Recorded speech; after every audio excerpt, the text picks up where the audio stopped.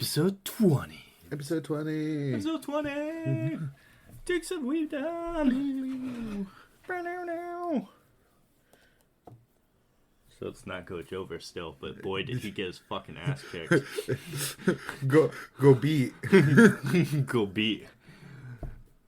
That fucking panel, when it shows, when they're like, oh, but that means Gojo's in trouble or something, and then he's like, yeah, because he can get hit or whatever, and then literally the next panel, he's just covered in blood. Yeah, just the ripping. The amount of fucking Yeah, he can get blood. hit all right. I was like, oh my, that panel with his eyes right there. Oh, Merlin's Shrine, man. I do love that Gojo's take on that, though. He's just like, man, if this is all the damage it's doing to me, then my curse technique's better.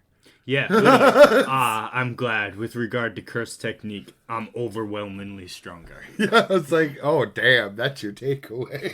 After gushing buckets of blood. Well, I mean, at the end of the fucking chapter, not to skip it's all true. the way to the end, that was hilarious. He just bum rushes him and bear hugs. Yeah. Leans back and then hollow red right to the face, through him and into Malevolent Shrine. It's worth noting, though, there's at least 2 curse techniques Sukuna's not using yet. At least. Well, I mean, the entirety of the shadow manipulation shit. And the fire shit he whipped out on Jogo. Yes.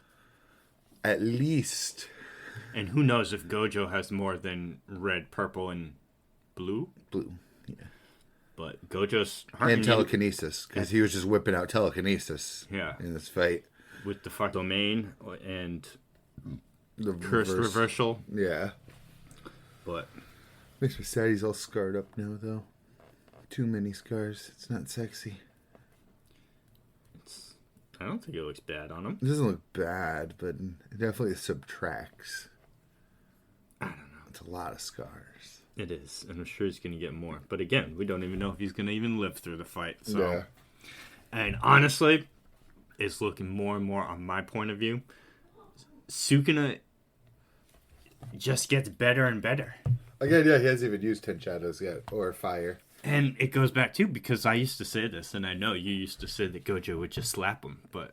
I think Gojo is stronger. I think narratively speaking, Sukuna kind of just has to win, because, like, what's the dramatic tension if Gojo just wins? Oh, again, if it's fatal. There could always be, like, a runaway re-strategize situation, but with the manga ending, I'm assuming this is a battle to the death.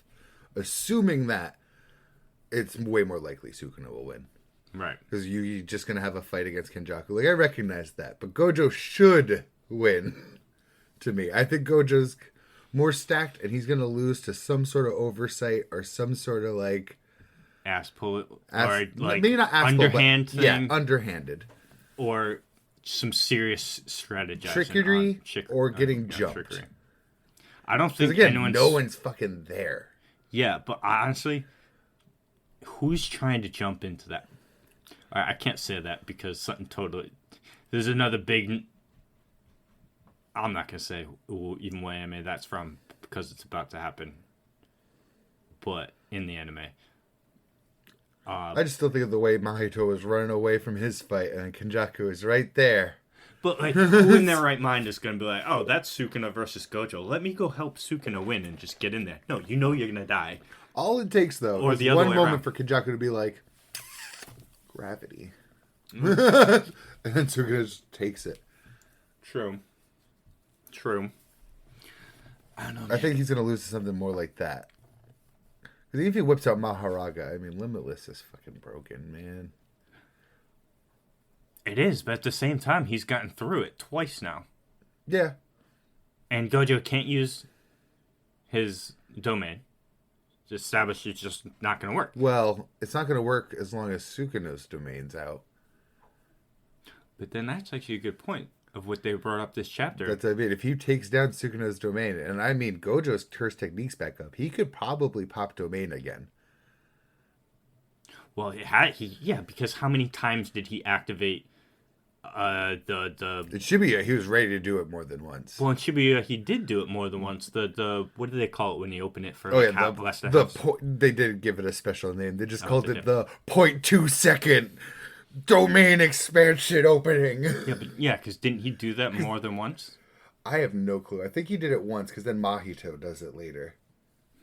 Taking inspiration from Gojo, being like, I could do that too. But the other thing is, though, he did it once and then immediately killed like 200 fucking curses and transfigured humans. Like, I think he could have done it again. Yeah, I'm sure. Well, I mean, plus it's like Yuta said too. It's not likely that Gojo would run out of cursed energy. Yeah, even with all the reverse curse technique he's doing, and then still whipped out the fucking red on him. Which makes Yuta even more badass, to think that Yuta has more cursed energy than Gojo does. It's just Gojo's efficiency is higher. Which does make me wonder if he will burn through, because then it is a lot of reverse curse technique. Yeah, he's doing a lot of healing right now. Yeah. A lot. This fight's gonna be fucking lit when they animate it. It also worried me when Yuta's like, yeah, I'm probably like 1 or 2/3 of Sukuna's cursed energy. I'm like, oh no. Oh no. Yuta said that? Yeah, he was like, I have this much cursed energy, and Sukuna definitely has more than me. I'm like, oh no. That means he has more than Gojo too. Oh but no. Gojo, yeah. Damn. But then again, Sukuna has a lot of shit that he could just dump that into. He's already been doing so many cleaves, opened his domain. Mm-hmm. I'm sure 10 Shadows would be another whole load to do. And he had to use some to fucking block the initial hollowed purple that was fired. And heal it. The 200% hollow purple, mind you. And he lost a whole arm to that's back, so he had to heal too. Yep. So I mean, he has not only is dumping a lot, but he also has a lot to dump into. Can I also say that I'm so glad that Gege is just focusing on this fight, and we didn't get one chapter of it, and then let's worry about Kenjaku and other things and come back to that, or it just ends like super fast. Well, it's already been technically 3 chapters. The first one was just kind of. I would have called this super fast. Like if it ended this like right now, this chapter, I would have been angry. I think for a good solid fight, 4 to 5 chapters is pretty decent. It should just be a volume. I mean, I'm pretty sure Yuki's fight was like, well, Yuki's whole like little arc in here was like a volume. A volume, yeah. Coming from when Kenjaku breaks in to fight her and Choso to like the end of it narratively when they completely leave it behind. Right. And right now we're at 3, counting the initial chapter where at the end of it dance guitar fire. All it is fire hollow purple. Sukuna blocks it and then they come face to face. Looks like you're the challenger. Well, I'd even consider the prep right before it too part of it. Like if I were to make a Gojo volume, it would be that, and obviously the last chapter would be whatever conclusions after the fight. Everyone freaking out. Right. I would say the way it's looking, I mean, it's hard to tell, too, because we don't know what... There's still so much for Sukuna to whip out. Exactly, and I'm sure we're going to see something new from Gojo. At least I would hope so. Maybe a different color, something. But Gojo seems to be still in high form. Yeah, he's got scars on him. But he's smiling. He's smiling at the end there. He's in his A game. He was struggling there for a bit, and Sukuna was on him, but I think now the next chapter is going to be reversed, where it's going to have Gojo up over Sukuna for the majority of the next chapter, and then at the end of the next chapter, I assume another Sukuna bombshell. He whips out Maharaga, or the flame shit, or something else. I'm more worried about Maharaga. I don't think the flame shit's even going to be useful against Gojo. Probably not, to be honest with you. He might have even just used that offhanded, just to, like, oh look, laugh Gojo, at Jogo. Off the top of my head, I can do flames too, and I don't even specialize. This is why I've been picking on you. I do it better. And I don't even specialize in it. I'm not even the volcano spirit. I'm not the embodiment of fire, and I embody fire more. Yeah. Sukuna is just on a whole new level. I do wonder if Maharaga... Like, the thing one-on-one, I wouldn't really care about Maharaga versus Gojo, but he's just another really annoying body on the field. I mean, any of them, even if he brings out the amped-up Nue. Yeah. Well, I'm not sure if any of those can get through Limitless. That's why I wasn't worried about Maharaga, really. I don't think he can do shit to Gojo. True. Max Elephant ain't doing shit. No, that's why I immediately dismissed the fire, too. I'm like, that fire's not getting through Limitless. Suck my dick. Suck my big fat dick. But at least 10 Shadows, there's a lot of like tricky stuff you can do. At least it puts bodies on the field. You can do the shadow stuff. And then also he's got that deer or doe. Yeah, the reverse curse technique deer. I forgot what it's called too. In his back pocket to help him out in a pinch. Yeah. And I think they only showed it during that fight just to be like, hey, look, he's got this. I think they only showed it to be like, hey, since we're never going to show you Megumi's final summons, here they are. Yeah. But are they Megumis or did... I think they're Megumis, because I think that, based on how it was described, I think all the 10 Shadow users have the same Shikigami. I think they, like, literally go through the same, like, tree of taming each of them. That would make sense. And then, like, Maharaga would be, like, the final. Yeah, which they said nobody's gotten, but... I don't know, something tells me somebody's had to have gotten it before. Someone had to have if fucking the last eye user in Infinite... That's what I mean. How is that guy going up against a fucking 6-size Limitless user without a Maharaga? Or something. You know what I mean? Then again, there's also whatever the Chimera is going to be. Well, then at that hand, though, who knows if the last... That head of the Zenin that went against 6-size Limitless was just another Toji with the 10 Shadows. Imagine Toji having an actual curse technique. There's also no telling if they were even as developed sorcerers. Because I feel like it's implied that Gojo pretty much made purple. Or at least it was like a 0.01% of Limitless users can figure out doing purple. Right. So I feel like maybe it's just developed through the ages too. Well, like it was a scuffed version of Limitless versus a scuffed version of 10 Shadows. It's hard to say, though. They really do like to hype up ancient sorcerers. They really do. Case in point, Sukuna. Yeah. And apparently Kenjaku. I just want everyone else to fight at some point. Not now, because, yeah, the light should be on on Sukuna versus Gojo. But I'm really tired of them standing and watching the TVs. And just talking about it, yeah. Yuta, Baki, and Hakari should be on where they think Malevolent Shrine can reach. They should be ready to jump in. Maybe Don't they tell are. Me. Maybe they're hiding because it's very inconspicuous where they are in a black room. All the walls. Point too. We don't know where they're chilling.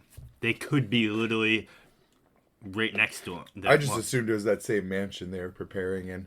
I would really hope not. I really hope not too. I really want them to be ready. Don't be all like, yeah, this is a situation. We need to be ready to hop in, or like. Kenjaku was the one to speculate that, technically. Not themselves. That would actually be a dope fight, Yuta versus Sukuna.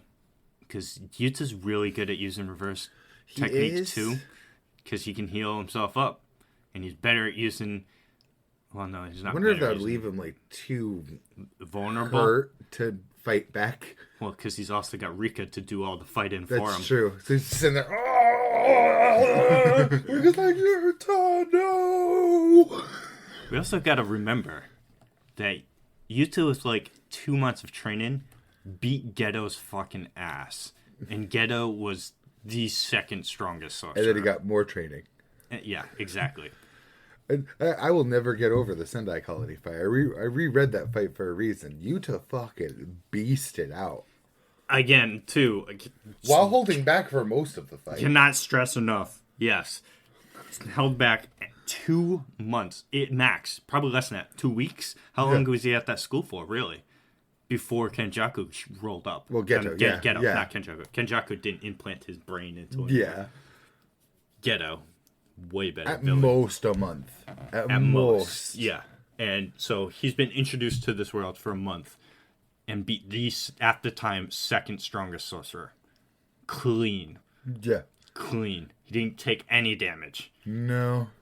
And we also got to remember that his curse technique really is the copycat ninja Kakashi. Which is the best. I love my copy voice. And without, like, he just whipped out that megaphone, straight up, die. And then you go to the fucking Sendai Battle Royale, fucking whipped out the sky manipulation in the same fight he obtained it. Fucking lobbed Uro's arm. Well, actually, Kurorushi lobbed Uro's arm, and Riko's like, thank you. Eats it right out of the air. And then in that same fight, he's whipping out the sky manipulation on Ishiguri.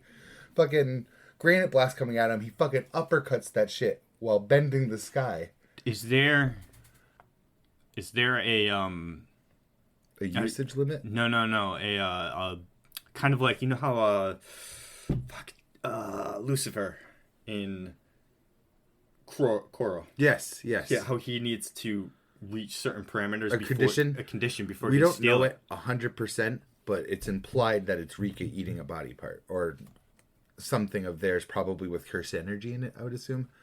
Why wouldn't they then give the last finger to Rika to eat so then he could use Malevolent? Why wouldn't they all just go like, lob a finger off for Rika? Exactly. Besides Maki. Maki be like, ha ha ha ha. I ain't losing fingers. And Miwa. Yes. Because she's trapped. But my thing is, I don't think there's a usage limit. I think he still has sky manipulation. Because he's still had curse speech all this time. Curse speech. But imagine that. First off, if Gojo brought the last finger with him to the fight against Sukuna, he's big stupid. Because if that thing falls out of his pocket and then Sukuna just picks it up and eats it, isn't that more of an amp for Sukuna? Would it even fall out of his pocket with Limitless? Well, true. Yeah. We don't know how his pockets interact with Limitless. But I wouldn't have... Then again, I would have brought it with me. If you leave it behind, you risk that Sukuna would just go to where it is. Because what if Sukuna can feel where they are? I still am of the opinion, feed it to Rika, so now Yuta can use Cursed Shrine. And no one can get it. Exactly. Makes sense to me, right? Yeah. And then... I think, actually, now that I think about that sky manipulation, though, that'd be really good against Cleve. If Cleve does have a travel, then you can just, like... Whoop. Goodbye, now it's around me. Maybe we will get a Yuta versus Sukuna. Yuta's fucking stacked. I still am in the narrative side of things that the final blow to Sukuna is going to be dealt by Yuji. I think it's going to be maybe the final blow, but I think it's going to be a party effort. I think should be a party effort. So I think Gojo's going to lose from doing underhanded shit, whether he dies or not. Yuta, Maki, and who's the third one? I forget his name. Hakuri are going to fight him. Or maybe just Yuta and Maki or something. Something's going to... Their plan's going to fall apart, you know? Any plan that you make is eventually going to fall apart. Because Kenjaku's going to fucking be the wrench in their plan. And maybe Yuta fights him. They weaken Sukuna even more. And then Yuji comes in. Sukuna's too weak to deal with the weak Yuji. Yuji still got nothing. If all the Hakuri stands could just, like, shove a foot in their mouth. I would have loved if Hakuri was the one that rolled up on Sukuna and had his domain broken from the outside. Goodbye, immortality. Goodbye, jackpot. You hated when we were going through that. And people fucking loved that fight. You hated that. You wanted to be so done with that fight when we were reading it. Pachinko bullshit. Like, everything else about it was fine. It was a good fight. So his fighting style is very cool. So I enjoy him as a character, and I liked that. I just first off thought that the person he was fighting, there were two problems with the artist guy. I didn't think the artist guy was cool enough to warrant. Sucked. The amount of effort it took. Go light on him. He sucked. He was ass. And then I like the fact that Hakuri whipped out his domain like 4 times in that fight. Because he starts out with that shit. I think it's I used to know it's like kind of like a. But it's like, okay, why is this artist guy still alive after the second domain? But then him I and feel Kashimo like the was whole fire. reason they did it was to fully explain, which his curse technique, the casino thing, is so intricate. That's why it took so long, because Gege had to explain it, and it was just monologuing at you, and you hated every second of it. In hindsight, and I did like it in the moment too, the fact that it floods the person's brain with all that bullshit. It almost like you as a reader get to experience that same pain of being like, oh, what does any of this fucking mean, dude? I do like that aspect of it. It's almost cheeky. He knows he's doing it that way, too. He knows he's being a little asshole, flooding your brain with the rules. Yeah. But that's about the only side of it I like. I mean, the infinite cursed energy is fine, too. It's just fucking weird. It's just fucking weird. Seeing this romance pachinko game subplot going on while they're fighting. But the actual choreography of the fight was cool. The actual fighting. Yeah. But Hakuri would have gotten so no-diffed by Sukuna. People put so much faith in Hakure's, like, super broken immortality while in Jackpot. But I knew the moment... I didn't even think with breaking a domain. I just thought the moment he fights someone that has a stronger domain in the clash so that theirs overtakes his, he's fucked. Well, yes. But also... All right, so I'm surprised we didn't think... Because we talked about this before the domain expansion clash between Sukuna and Gojo happened, where... Yeah, we thought, like, the moment... Who would win the clash type deal. We didn't consider that... Because we even brought that up. I was like, would that even work? Because Gojo's is a standard domain, and Sukuna's brings it into the real world. And I even said it would act kind of like you're trying to cup Sukuna's. I thought it would hold Sukuna's in. I didn't think his would just be expanded. Still the full range. Yeah, and then attack it from the outside. So the same thing with any domain with Sukuna. Maybe that's why he made it that way. So even if he did find somebody that somehow had a stronger domain than him, he could attack it from the outside. Yes, Gojo. Limitless. What's his domain called? Infinite Void. Yeah. The moment he pops it, you'd be done. Because you can't do anything. Yeah, it's flooding your fucking brain with you would have the simple domain the moment it happens, and then you're still fucked because you have to defend yourself within that tiny little circle.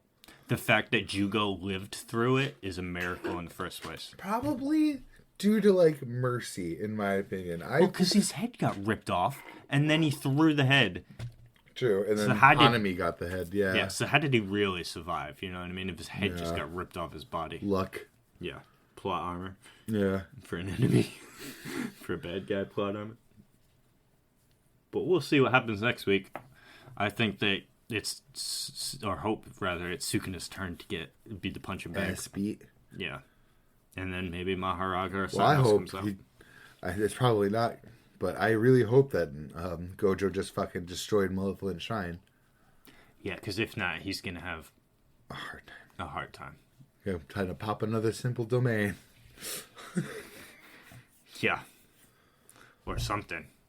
Well, because I was just looking at the last pages while we were talking just now, and the scars might be because he wasn't healing his body. Yeah, he was healing his technique. Yeah. Because that's what Yuta was saying. Because he didn't have them while he was doing reverse curse technique, like, at the same time. But the moment he stopped is when they're scarring. Right. So maybe they will go away for... I doubt it. I think it's the fact that he didn't heal it right away means, boom, there's scars now. Well, I don't know. Big Sag. Yeah, Big Sag. But we'll see. His sexy body's defiled. It's alright. You'll be fine. I'm not. I'm already not fine.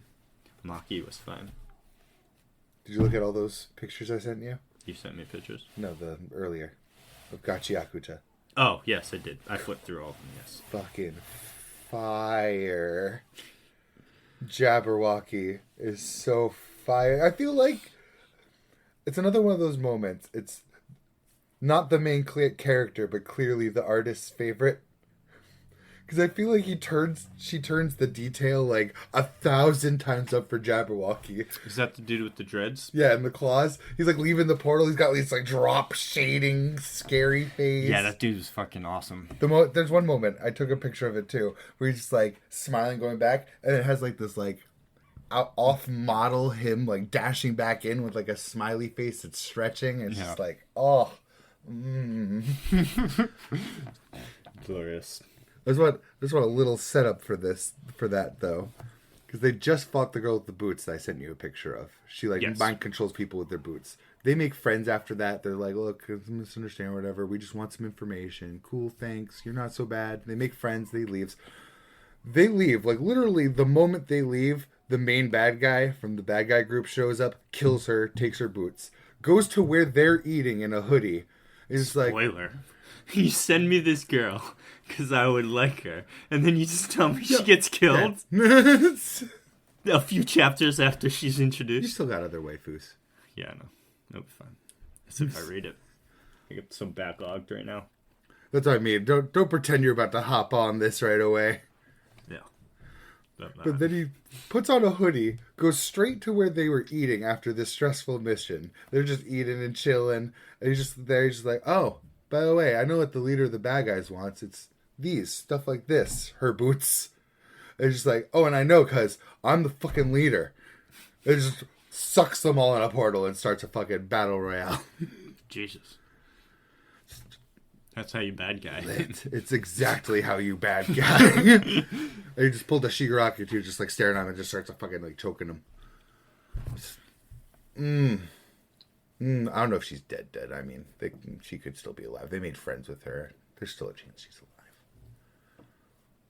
I don't really. It's so early that I don't exactly know how the author is about just killing people yet. But it was implied that she died. Did you say Shigaraki and it reminded me of something I saw today? I'm totally gonna take an off branch. I don't have much more to say. I saw something on a YouTube short, so it probably came from TikTok, of someone comparing. It was a list of 4 people that who would be worse for humanity if they were to come to our world. And I'm trying to think of the other 2 people, because I remember who he put at number 1 was fucking bullshit compared to the other people. It was Meruem, Shigaraki. One person was irrelevant. They were number 4. Easy pick. They would be Aikanoji.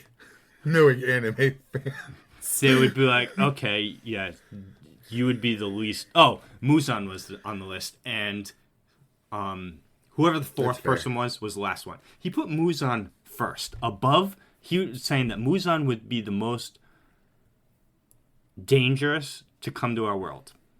Over Shigaraki, with all their powers, by the way, and Meruem. I was like, first off, it would probably be Shigaraki. First off, I agree. Shigaraki was my number 1 because he would immediately just murder cities. Because number 2, Meruem, we've already seen a nuke takes him out. So yeah, he'd be dangerous, but we got ways to take him. Kind of takes him out. I mean, took him out though. It took him out like months later after killing people too. All right, but then you also got to think that Meruem also.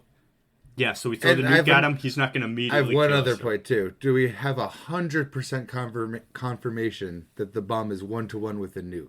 Because it sounded like there was another poison effect to it. Yeah, the Black Rose or whatever it was. I'm going to say it was a fucking nuke. Okay? I'm not placing my bets on our greatest weapon in the world, maybe poisoning him enough to kill him in a month. Well, okay, first off, how about this? The initial blast took out Meruem. If it wasn't for... You know what they don't have in Hunter x Hunter? Radiation treatment. Exactly. We have radiation treatment. Meruem's gonna just... No, we're not. But do you think Meruem needs our permission? He's a smart-ass motherfucker. What I'm trying to say... He'll murder the hospital, be like, yes. Let me Google this really quick. Well, first off, we don't have... If you're in the epicenter and survive, on the miracle chance you survive the initial blast, that level of radiation we can't do shit for. You're guaranteed. You know what the other problem with this too now? But the same thing, what I'm trying to get at is Meruem was taken out by that blast. The only reason he got to the point to be poisoned was because the other 2 came in, revived him with their rainbow juices, and then he died months later. He was revived first. Okay, that's fair. If it's still 1-to-1. Okay, I'm going to just go out on a limb and say it is. How many people will die for us to nuke Meruem too? It's better than everyone. What if he's just rampaging in New York City? It's like, okay, time to nuke him. I would do it. I wouldn't. We're gonna get fucking all of that. We would die too. Will come to us. Yes. No, I'm all set. My point of view is Meruem turned to good eventually. Yes. Meruem saw the good in humanity. Which I'm not saying Meruem is first either. Yeah. I would say Shigaraki. Shigaraki is absolutely first. I think Muzan above Meruem because Meruem saw the good in humanity. Yeah, I guess. But Muzan would spread an uncurable demon plague through the world. Yes, but immediately. My thing with Muzan is, right, Demon Slayer already has showcased. So the problem is, so here's the question with Muzan, right? In this scenario. The Nichiren blades, how are they made? I don't know, like, the specifics, because it's that specific sword needs to be used. You can't just behead them. Yeah, and they die because there's main characters. Even the Ichiran blades have fucking struggle sometimes too. Exactly, so. But the problem is, Genya proves that they're fucking idiots. You haven't seen season 2. He put him in bullets? He put it in a gun. I've seen him with a gun. I didn't know it was full of, like, Nichiren bullets. Yes. That's fucking awesome. And you're telling me... You don't have a firing squad with these? Yeah. Well, first off, their time period, it's a musket.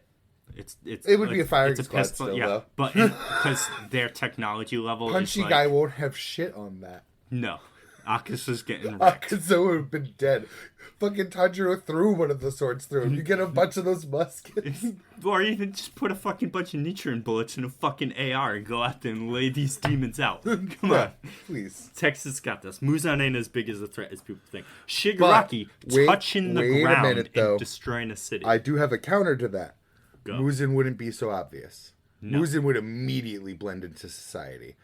Yes, but then, all right, so I'm talking long term, right? So let's go full long term. Meruem, he'll turn to good. He might kill a bunch of people at first.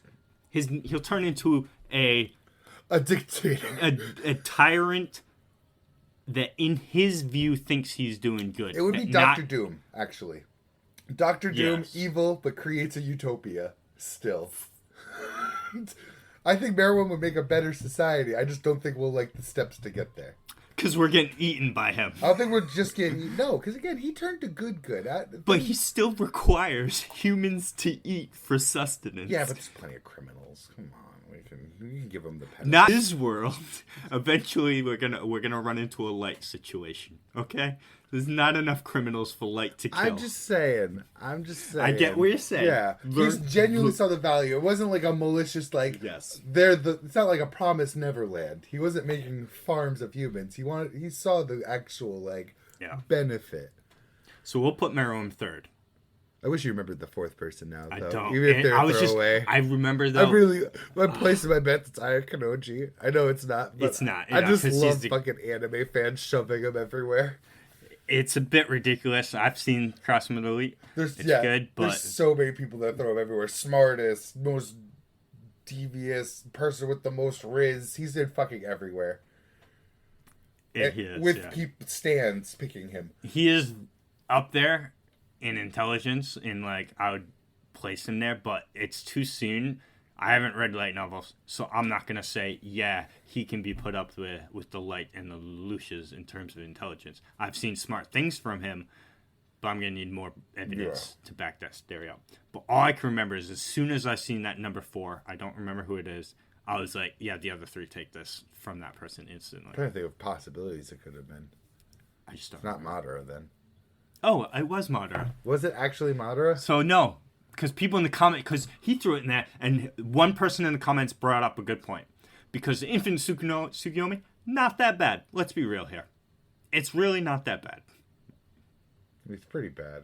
It's better than fucking Meruem. You're literally putting the entire world into the Matrix. You're going to say it's better than Meruem when you were just arguing that it takes one nuke to kill him. You think one nuke is worse than the entire world being in the Matrix? Well, first off, I'm still of the belief that a bullet to the dome piece is killing Madara. Okay? Sadly, this is a complicated conversation now. Yes, because what fucking version of Madara are we talking about? Well, because we both know he doesn't like the Edo Tensei. He likes being alive more. So he's going to be alive. It's still so weird that that's a power boost. I fucking hate Ed Naruto. Yes. It's still bad. So if we assume alive Madara, yes, I think a bullet would kill him. This is my reason. If normal blades not infused with chakra, can cut people and kill people in the Naruto-verse, guns will fucking take them out. Okay? There's assassins, but that's the biggest problem. The biggest problem with Madara is not even because, again, you wouldn't know you're in the Matrix type thing. I know you wouldn't, but that doesn't make it better. I know, but it's better than the Meruem thing because he could just decide he's going to eat you. No. And then he's bringing ants with him who are going to decide to eat you. There's a comeback there. Like you said, resort to the nuke then. If he resort to a bullet and fucking take Madara out. Well, you can't if you're in the Tsukuyomi. But yeah, it's over. It's over for the entire world at once. We all lose. Forever. I guess, but that's... I put that as the worst. Shigaraki can only take a city at a time. We all lose. I would rather get put in an infinite Tsukiyomi than get turned to dust by Shigaraki. If you're in the same city as him. The problem is, if Madara showed up in Japan right now, we'd still lose here. That's not the person that brought up with the Madara thing was the meteor jutsu. I was like, oh yeah, the meteor's nothing. The meteor's nothing. Again, you're hyping up Tsukiyomi. Look, I saw what the infinite Tsukiyomi was. It's living your best fucking life. I know. So's the fucking Matrix. Doesn't mean I want to live a lie as a tree. No, the Matrix is not. In a cocoon. No, the Matrix is not living in their best life. This is my life now. This is my actual life. We saw Neo's life before that. It sucked. Everyone's life in the Tsukiyomi was pretty good. Everyone that had died, no one dies. None of this. Fuck that. You want to put me under in the two choices? Listen, I don't put want it this way. I don't want to be in either. Fake version of your wife for the rest of your life. How do you know it's fake and not actually? You don't know it's fake, but right now you do, and you still don't think that's worse. Worse than a fucking tyrant that eats people for sustenance and breeds more people that also eat people for sustenance. Yes, absolutely. I will take the infinite Tsukiyomi over... I'm not saying the infinite Tsukiyomi is good. I'm saying it is better Lelouch, choice. Without a future, there is no humanity. Fuck you, Lelouch. I choose the present. Yes, I agree. But what I'm saying is still take I would rather be in the fucking Seraph of the End, completely vampire-dominated world where humans are cucks than live my best life in a cocoon in a tree. You wouldn't know. I know I wouldn't know, but I'm telling you right now what I'd prefer. All right. I consider that losing. If somehow there's a break in the Matrix and I find out I'm living a lie, it's over. I'm just stating what I think it is. We agree to disagree. I think Madara's the worst of the four. You think he's number one? I think he's number one. Yeah, I do think Muzen's pretty bad, but with our current technology, they probably would track him down eventually. But it's how much damage will he do before they find him? I think because Muzan... He looks like a normal dude. He is. Like, he's super strong comparatively in his verse and to normal people. Charismatic is the bigger problem because, again, he will just blend in and change how he looks and constantly make more demons. Yes. But the thing is, eventually people get... Because, like, the fact that the Demon Slayer world doesn't know at large about Demon Slayers, like, the general populace doesn't know about them. The only way you find out is if your family gets murdered by one, and then you find out. Yeah. It's an epidemic of people being eaten by monsters. People are gonna talk about that. Yo, my mom just got eaten by a fucking monster last week. Oh shit, my cousin did like 3 weeks ago. Well, great. Even in the modern world, at first it would probably just be an urban legend, but all it takes is like 1 week. All it takes is one camera. Twitter. Yeah, Twitter. One camera, one phone picture. That's it. And then boom, everyone knows about it. And then all it's gonna take a fucking mob, like a weaker demon, right? A mob catches him, finds out we can't fucking kill it. Because the CIA starts torturing the demon. Well, not even that. Say a mob of a village or for whatever reason he decided he would go to New York. Worst place I would go if I'm trying to like. He'd look good there. Well, again, you could blend in really good. But because you have to stay at night. But then if you get discovered, you're facing a high concentration of people. If you're a weaker demon, that's not where I would go. You would want to go in like a low population place. Yeah, as a weaker demon. Yeah, that's still on my head on Muzan. Muzan would thrive in New York, I think. Yeah, probably. Mostly because he can change his form. Because once he knows he was caught on camera, he can just look different. Yes. That would be his biggest strength for that. Because I was like, on the other hand, there was the marathon bombing where it only took like hours before they were able to track down. And find them. Yeah. Off CCTV. Hours. Yeah. And that was... Hats off to those fucking workers looking at those cameras. 12 Whoever years ago. It was. Yeah, 12 years ago, and just think how much better CCTV is. Yeah, we got facial recognition now. Yeah. AI is finding you, motherfucker. Yeah. Maybe not Muzan, but again, we'll adapt to the demons to the point where, yeah, maybe Muzan stays in the shadows, but then he's just going to be a serial killer at large. Comparatively to the other three, his level of impact on your day-to-day life would be the most minimal.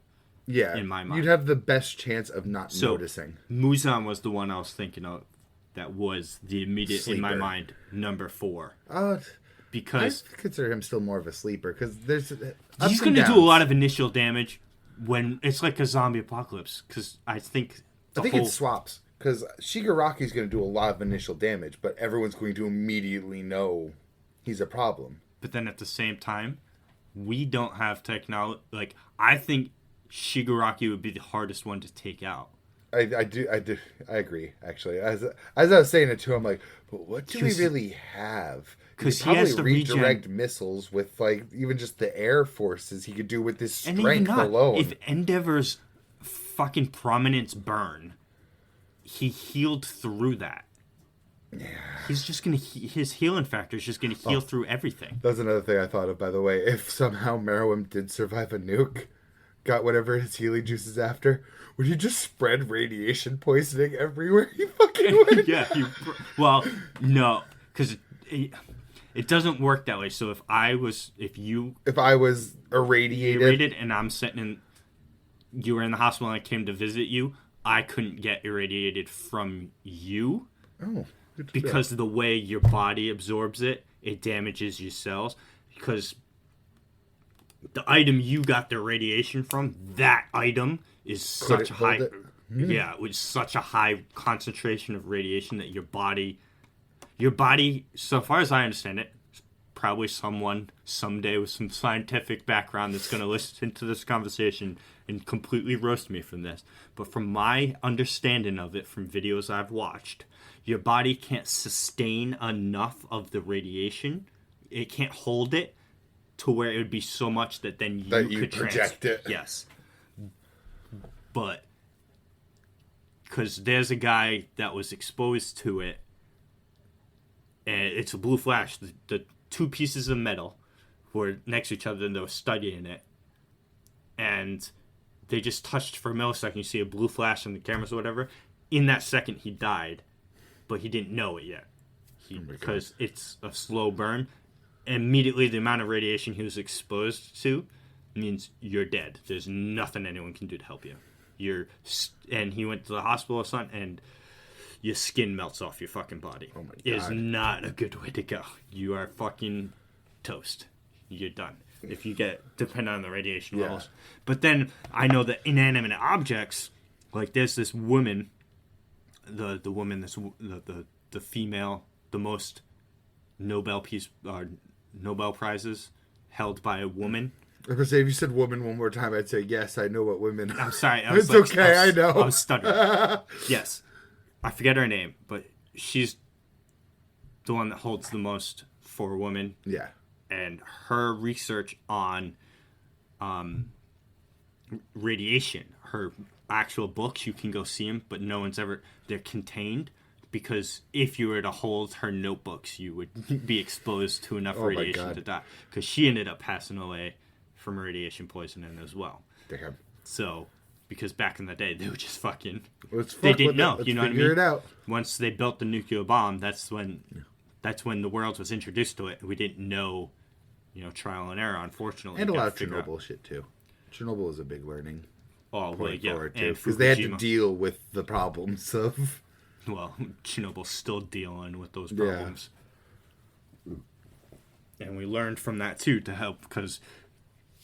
Fukushima could have been a worse thing, but like Chernobyl, but we were able to contain that faster because we had the lessons of time. Yes, I was. My partner was watching. It's not like a documentary. It's not a completely fictional series. It's somewhere in the middle, like kind of like. Is it called Chernobyl? Because I think I know what you're talking about. It was on newer. Prime. Yeah, I think Prime? So. No, because we don't have Prime. Oh, I wanted to watch newer. But because there's one of those retellings. They make a story of the scientist in a general or something. Yeah, but it seems more like a TV show than a documentary. Yes, but with heavy facts in it. Yeah. One of the things was one of the people that was like on the inside of the situation was sending coded messages to like a scientist on the outside so that they can start working on like a countermeasure. Mm-hmm. They're like sending coded like I don't remember the code, but she was like saying something. I was like, yes, they're dumping barium onto the Chernobyl. So, okay, that sounds like a great vacation. I just thought it was really interesting if that's what happened in real life. I don't know. I could tell you, Bill, because I know they dropped the ball on Chernobyl. Yeah, and I'm sure the Russian government was silencing anyone trying to leak real information. Well, yes, because I think it wasn't announced to the populace for, I think, 2 days. Yep, 48 hours before they admitted that there's a not even serious, that you might get a little sick. You might want to leave. You might get... There's a possibility that you could get sick. The modern pictures, because you want to see what society would look like if society just up and disappeared. Yeah. Pictures of Chernobyl.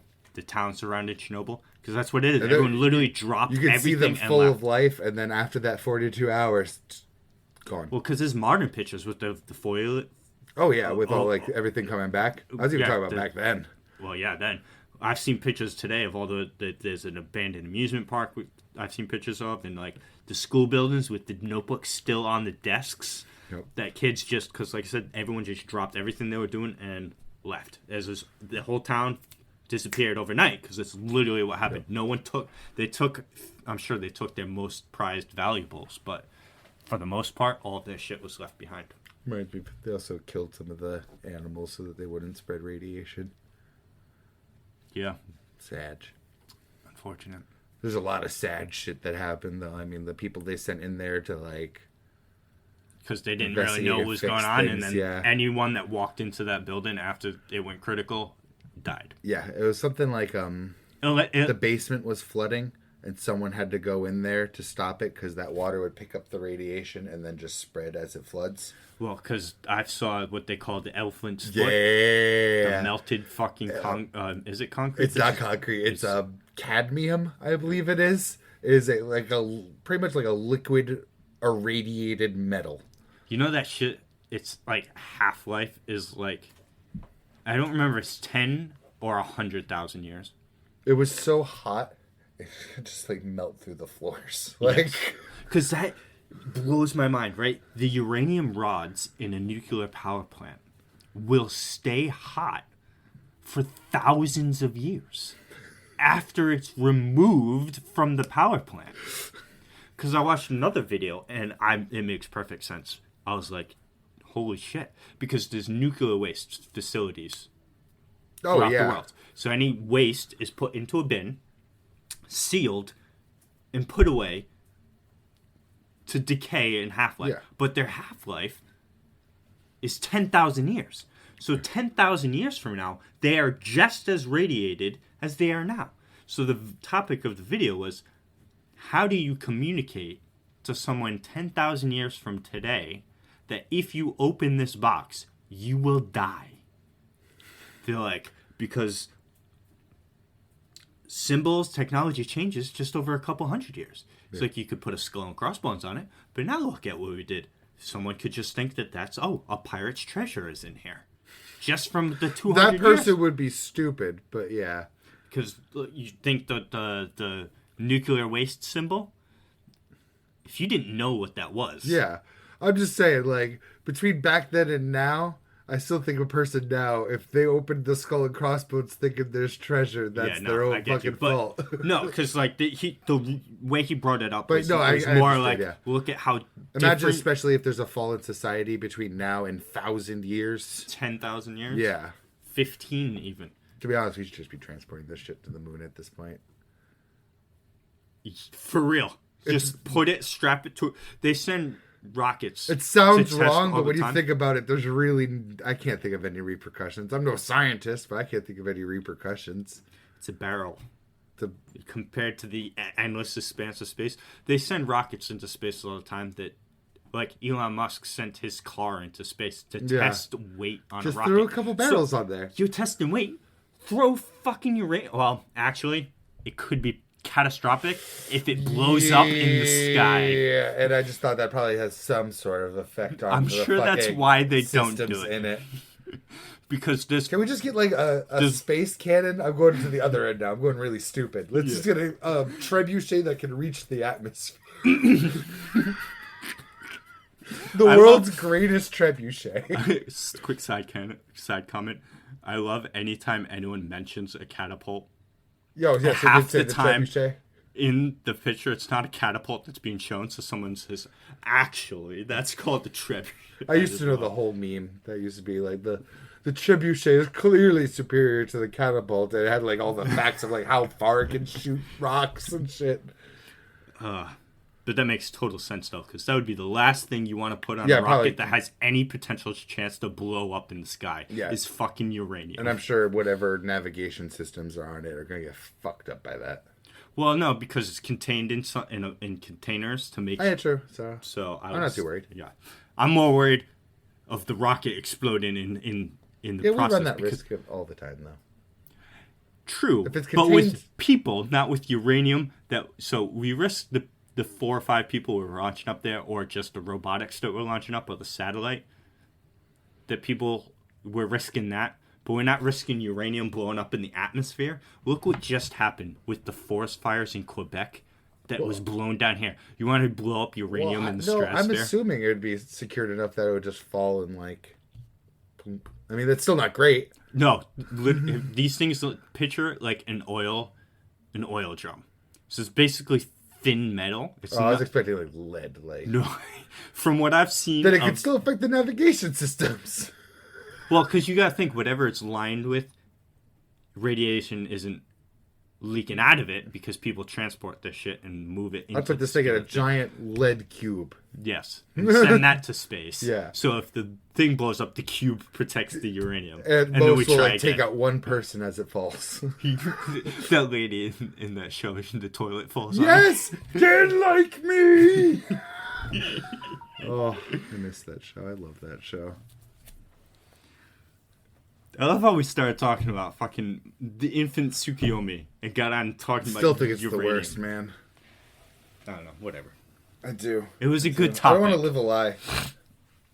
It was a good topic.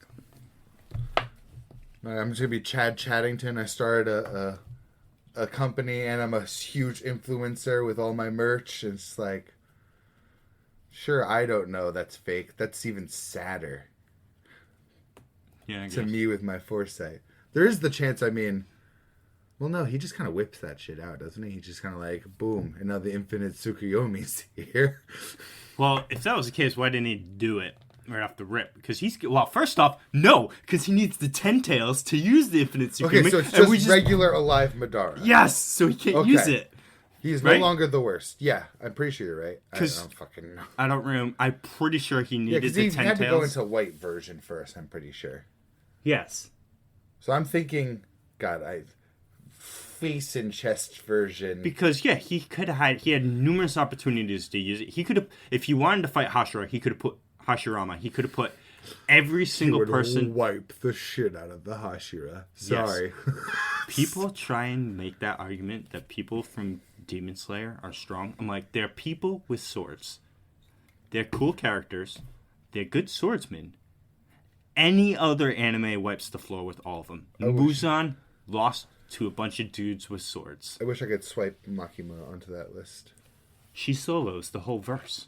Well, I mean, for the coming to our world conversation. Oh, I don't think that would be as bad because she coexists. Depends. It all depends on who you are in relation to her. Who? It all depends on the chain of people she comes in contact first. All it takes is her to get one person with power under control. How about this though? Because I don't think did we ever find out what she wants? Just control over what? She wanted control over Chainsaw Man because Chainsaw Man can erase things. She wanted what was best for humanity in a way. She was like, look, war doesn't exist. World War II doesn't exist. Terrorism event doesn't exist because you ate them. I would have you eat all these things. Yeah. And then humanity will be perfect. Except her. Yeah. So the end result might end up being like the Doctor Doom thing again. Yeah. The Meruem thing where we end up in a perfect society, but the steps to get there are pretty grisly. So again, I still roll back to the worst case scenario being Shigaraki because he doesn't have any of those Shigaraki's the worst unconditionally. I'd still leave room for Muzan to be pretty fucking bad, though. I still think, as long as we could find him, I think we can deal with him. If we can. He is smart, too. He is. He doesn't... Because all he gives a fuck about is he's more mafia level. You know what I mean? Yeah, he wants everyone else to do the grunt work. He just wants to live his life. Exactly. He wants to be able to walk in the sun again. Which I think is more dangerous because he has an incentive to hide then. It's not like he wants to flex. You know what I mean? Right. Like, if he caught wind, he's like, oh shit, there's a bunch of cops outside. Where's he going to go next? Probably the country. See, because the one thing that Muzan is good with, too, because, yeah, there's a bunch of dudes with swords beat him, but he's fast, too. So as long as, like, he could probably disappear in the night, and we don't know if he can transform into animals or whatever to hide, you know.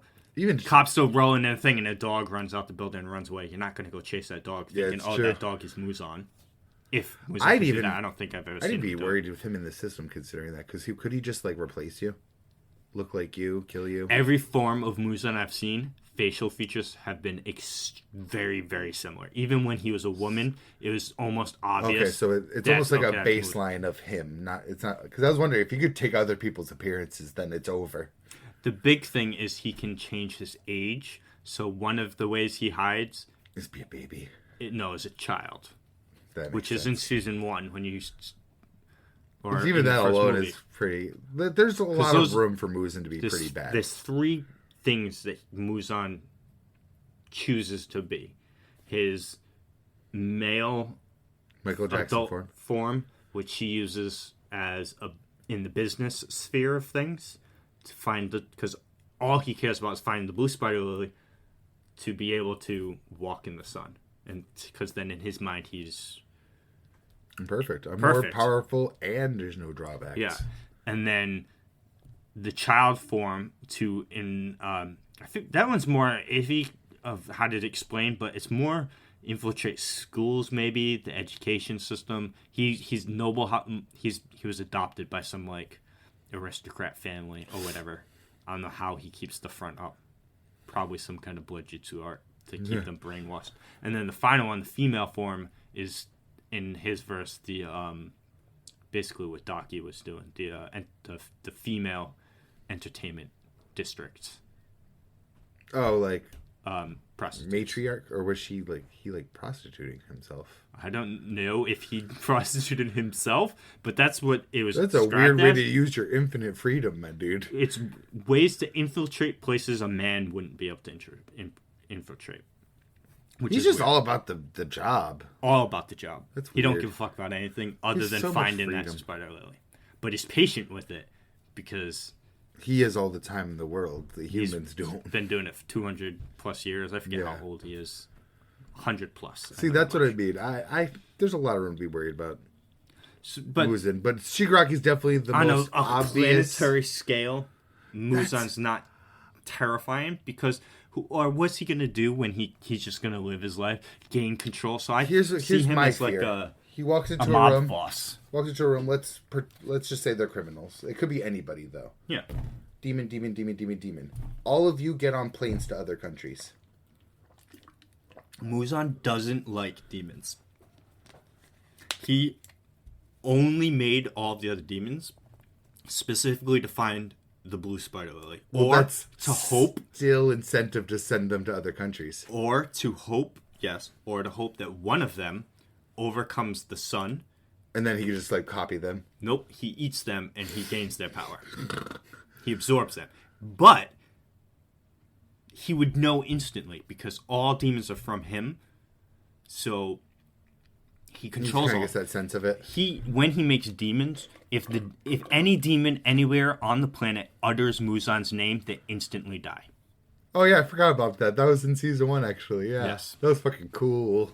Because part of his thing, other than in his presence. That's a good point. I still think it's a gigantic threat if he did that, though. If he sent them to other countries, then it my point is because you learn a pandemic. You learn a lot more about Muzan in the final arc. He really doesn't give a fuck about the demons and would rather them not exist. He's disgusted at their existence and says you only exist to further me, and without you doing that, why should you even exist type deal. God. So what does he?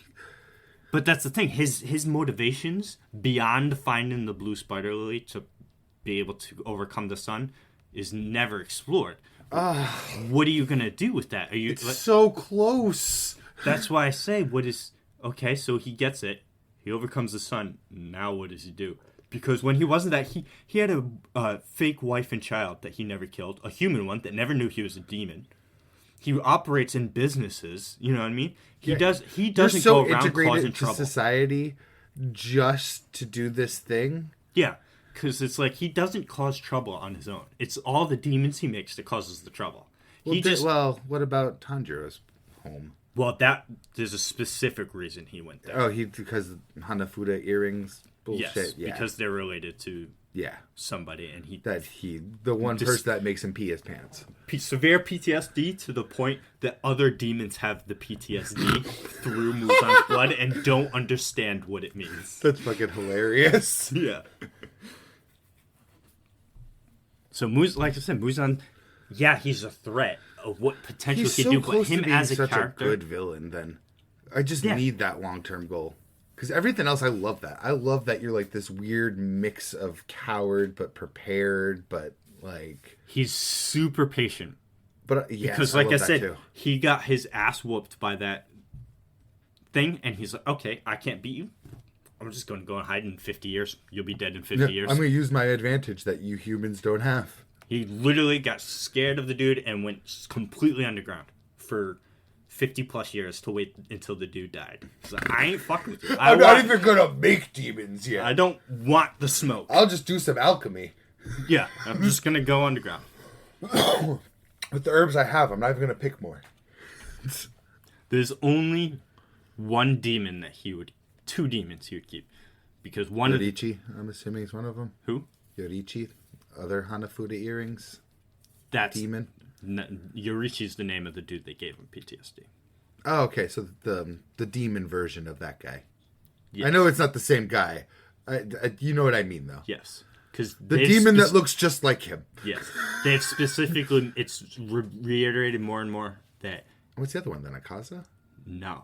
I'll tell you in a second. That those two are more like business partners than anything else. So... Because that guy approached Muzan to become a demon. Not the other way around. Damn. Actually, it's one of the upper moons that are in this arc currently. The dude that comes out of the vases. Maybe you've seen some screenshots of him. Yeah.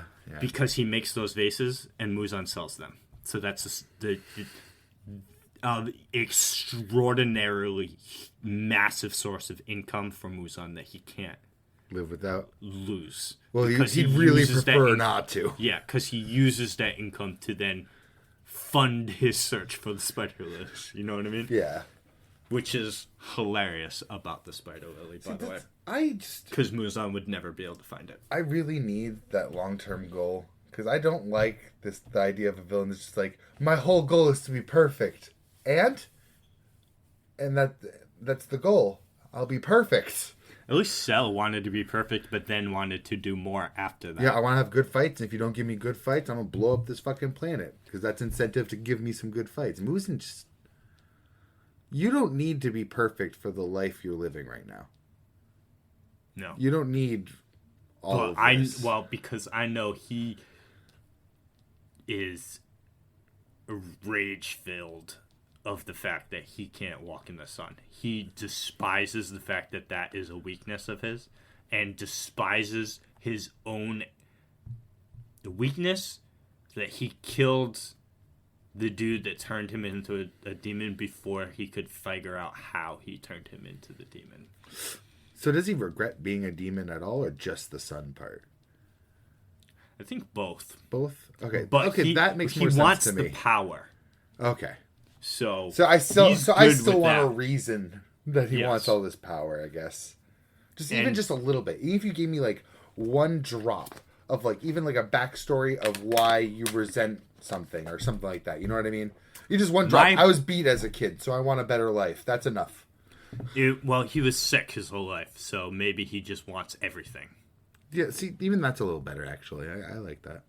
It's something. He just wants everything and anything he can get, and right now he can't get anything in the day, which is fucking hilarious. I think that's the worst part. Is like because as he gets more, he's just gonna want more. So like you got all that power, but now you want the one thing you don't have.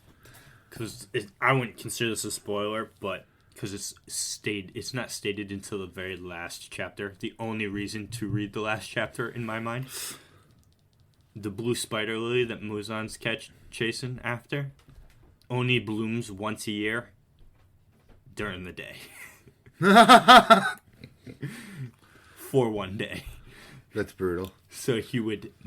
And is extraordinarily rare, so much so that when it is found in the last chapter, there's only... the last breed of them is in the room that the people are in, and someone makes a mistake that they all die. So, in a sense, to show, okay, another Muzan will never happen, because that flower was part of the concoction that made Muzan, but the doctor specifically made it in a way that it was imperfect. So, therefore, that's where the sun element came in. Yeah. So, there'll never be another Muzan. And it spawned in the day. That's why no one could find it. It was that rare. Searched for 200 years, could never do it. Haha. Bitch. Still don't know how I feel about that. It's, again, that last chapter just sucks ass. Yeah, that's pretty bad. Wholesale goes back to the whole thing that a lot of people say, too. Demon Slayer should have been longer. It shouldn't have been, I beat Muzan, everything's better now. Oh, it does not go that way. Well, didn't you say all the demons are gone when he's gone? Well... Yes, everything's better for the world. Yes, specifically. Okay. Yeah, you know what I mean. I think there should have still been some sort of conflict that you could have moved forward with. There was just resolved instantly. Okay, yeah, you know what I mean, though. I do know exactly what you mean. A long term. I don't think that. So the way it worked was, you fight with Tengen and you take out Upper Moon 6. Then you have the next arc, the one with just... The last episode of it came out yesterday, I assume, because it was a 51-minute episode. Me and my wife haven't watched it yet. Yeah, it's definitely the finale. Charlie Moist metered it already. And they showed, screen caps, which I'm in agreement with everyone else, because the next arc is so short. It's, literally, I think, 4, maybe 5 chapters. Oh, damn. It's a mini training arc. So what they should have done is, at the end of Season 1, they had the little mini training arc at the end of Season 1 after the Rui fight. I think they should have put that at the end of this season. I hate ending seasons on training arcs, so... Yeah, but the next season is the final season, is so much content happens in that I'm worried if... I don't know how they're going to be able to fit...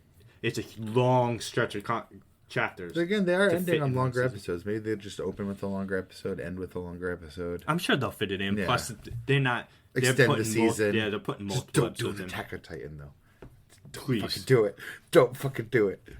Because there's nowhere in that arc, too, that you could put You start the Muzan fight, you get 1 hour long episode of Muzan fight. We'll see you in 3 months for more Muzan fight. No. What I think the manga should have done, you fight with Tengen, you fight with Mitsuri and Murichiro, then you fight one of the upper 3. Because the skill difference between the upper 3 and the lower 3 of the upper 6 is ginormous. Akaza, being number 3, could probably take all 3 of the others at once. And then not Yoriichi. Koshikibo or something like that. Kushikibo. You got me so close. Kokoshibo, yeah. He could probably take all of the 12 Kizuki at once by himself. Dead.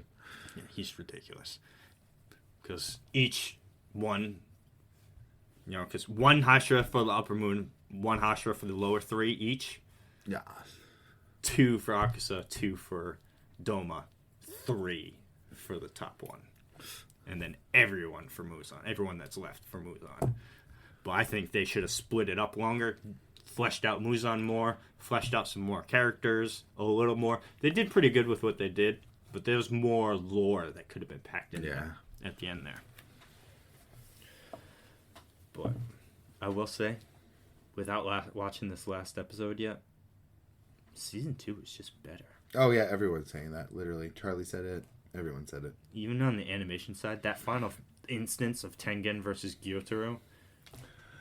That was one of Charlie's biggest points, was that this season, again, I haven't actually watched any of it, but I just went ahead and watched the review, that this season's bad guys felt so much weaker, or at least less dire, than fighting Daki and Gyotaro did. Yes. Like, they had to pull out every stops, go beyond their limits, plus ultra. This is actually kind of his words. I think I'm making it perfectly. Plus ultra to beat them, and then you come to this season, it's like, Muichiro's in a bubble for an episode. Oh, he's out, and he wins. Well, that fight, a lot of people complained about that, but there's a specific reason that fight went exactly how that went. Because people forget what happened in the previous season. Tengen, I love him to death, but he's probably the weakest Hashira. If not the second weakest. The only person that would be considered weaker than him is probably Shinobu. Oh. I mean, I'm really, really glad you didn't say the guy whose name I always forget. Tomioka. No, he's one of the stronger ones. Good. Yeah, he's up there. I would say there's 3 stronger. I'd say Tomioka's probably number 4. In my opinion, I would say, for a fact, we know the top 2. We know the top 2 strongest. We know Monk Guy and Sanemi is number 2. The Wind Hashira. The one with all the scars on his face. Yeah, okay. He's 100% number 2. Sorry, Wind is just so... No, he's a fucking savage. He's a beast. No, I'm just saying Wind is such a weird... element to the... Yeah. Avatar, Aang. Well, he looks kind of like Wind. The guy with fucking scars all over his face seems like fire or earth or blades. Blades. Metal Hashira.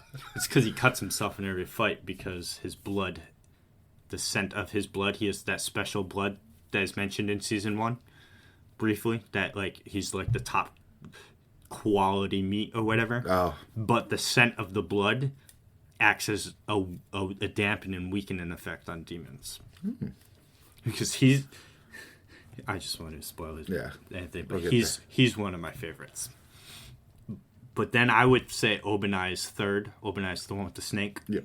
And then I would say Tomioka would be 4th. Because, again, Tomioka is he's good. But Tengen... I saw a spoiler with Tomioka yesterday. Sadness. Yeah. It was with Tomioka and Tanjiro. I'm just not even going to ask any questions. No, so I don't want to say it on here either, because it's definitely like future spoilers, I'm pretty sure. Yeah, 100%. It's not a death, but it's definitely spoilers. Yeah. Tengen specifically mentions when he's about to start his fight with Gyutaro, right before it started. Like, he cut Daki's head off, and he's standing there. Tanjiro's in the room now. Maybe they skirmished a little bit. But it's when Gyutaro's, like, berating him, being like, oh, you're Hashira. Look at how attractive you are, and you're tall, and you got these big muscles. You must be so awesome. And, trying to... But then, literally what he says to himself is Tengen's downplaying himself in his mind, saying how he's not a genius like some people. And the first person he thinks of is Murichiro. Because Murichiro's up there, too. He was a Hashira after 2 months. He's child prodigy type thing. He's the fastest person to get to the Hashira level. So it's supposed to showcase the power difference between how much Tengen struggled against Upper Moon 6 and how easily Murichiro beat Upper Moon 5, which is the next rank up. And also, Upper Moon 5 was very cocky and was because Murichiro's very young. Yeah. So he dropped the ball. I think he could have been... understandably makes it anticlimactic. Yes, it does, but if you read into it, there's a reason it's supposed to be that way. Now, with the next one, I think that the fight against Upper Moon 4 should have been more dire. Yeah, I was about to say, they probably should have added more content to that fight. Yes. Even if it had to be anime original content, they should have added more to it.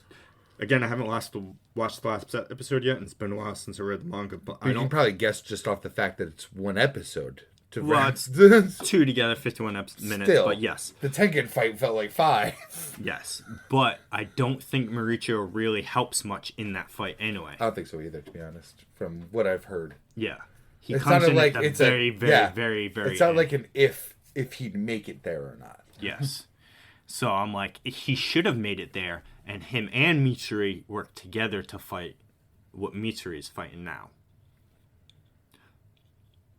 But it didn't happen that way, so. Yeah. But yeah, so we'll see, because there's more opportunities in the next season to go back to the more dire stakes of Gyutaro versus Tengen, especially at the ending fight. I also think an arc like this is probably just necessary. You can't just always push those cylinders harder. There's going to have to be a lull. Yes. Comparatively speaking. Because, well, everyone knows about it.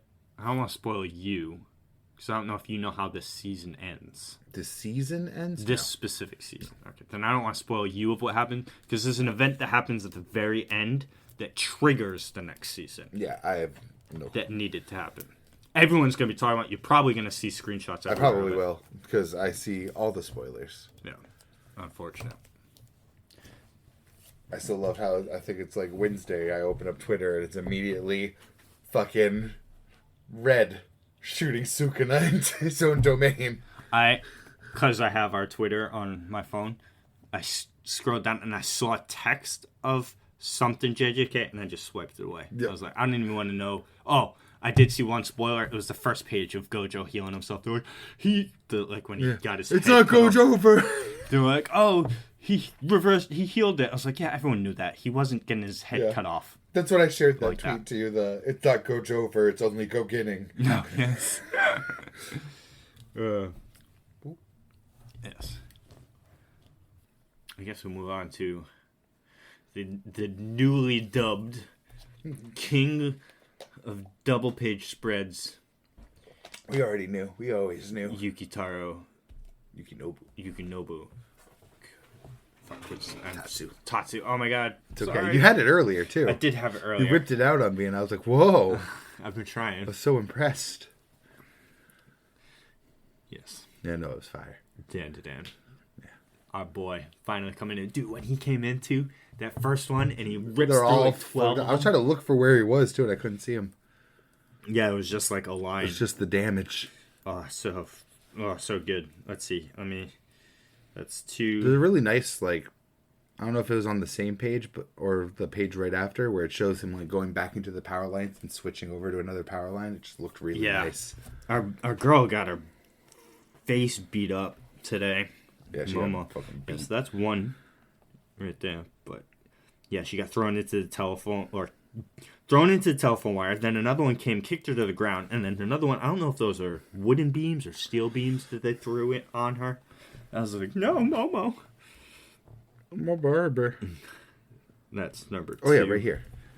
Where, like, just kind of shoots back up and he switches power lines. Yes. I love the detail on this. Because then this one, where he just cuts through them, and so many of them get, like, ripped in half. And then he's there. Caught her right out of the sky. 3.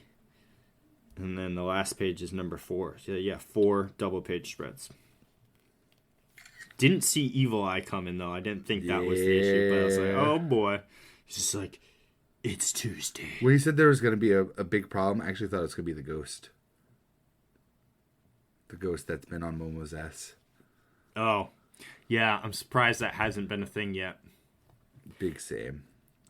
And then as soon as it happened, too, the dumbass alien that decides he's going to shoot a laser beam at the Evil Eye. It hits him in the back, and he just, like, looks at it, like, what? He just throws, I don't even know what that is. He just throws something at him and just eviscerates it. Goodbye, explosion. And then that final shot of the lineup here. I'm literally trying to crop it right now, but my phone's been so ass lately. I hate that. For Viz Online, if I turn mine sideways to get the full image, it gets real tiny. It gets really tiny. But I took a screenshot of it, so maybe when I cropped the screenshot, it got bigger. It did, yes. So here you go. God, I hate my phone right now. Yeah. See, that's why I've been trying to crop it. It's so good. Everyone's ready to go, except for Mala. She's just like scared. Evil Eye and Ken looking fucking fierce. Momo is like ready to go. Shrimp's got his boxing gloves up. Just ready to square up. So good. So good. So good. So good. Almost. Your phone's so ass. Well, is it that section of the phone you said that's dead on your... And it acts up randomly sometimes. How old is the phone? Not that old. A couple years, maybe. What's a couple? 2, 3? Like, literally 2. Maybe 3. That's unfortunate. Yeah, Momo in that last shot, that's looking fucking oh, yeah. fierce. She's ready to go. I also love how Ira just plowed through that guy. Yeah, with the drill. It's like, I'm here! So good. But... Just ready for more. More. He's the GOAT, man. Don Don's my number 1. That's your favorite that you're reading right now? Absolutely. I think we talked about this too the last time. I think I said the same thing that probably. Because the only other contention would be One Piece for you, I'd imagine. I don't know. Or you just put that in your own league, really. Its own thing. Well, it's kind of unfair right now because since this whole year of One Piece, since last summer's break, there's extra good. It's been fire every single chapter because it's like reading 1,000 pages of 1,000 chapters of One Piece, right? And you just every 50 chapters you get sprinkled nuggets of something that's happening in the outside world. You never get the full details of what happened right away. You get them later when they become relevant to what Luffy is doing and the group. Right now, I haven't seen Luffy or any Straw Hat on page. I think it's been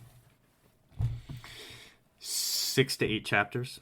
It's just all what's happening off the island, and we never get that. All of that would have been at the end of a chapter being like, oh, so-and-so is doing this. Instead of, oh, here's an entire chapter of what so-and-so is doing. And then we're going to continue that 3 more chapters of showing you everything.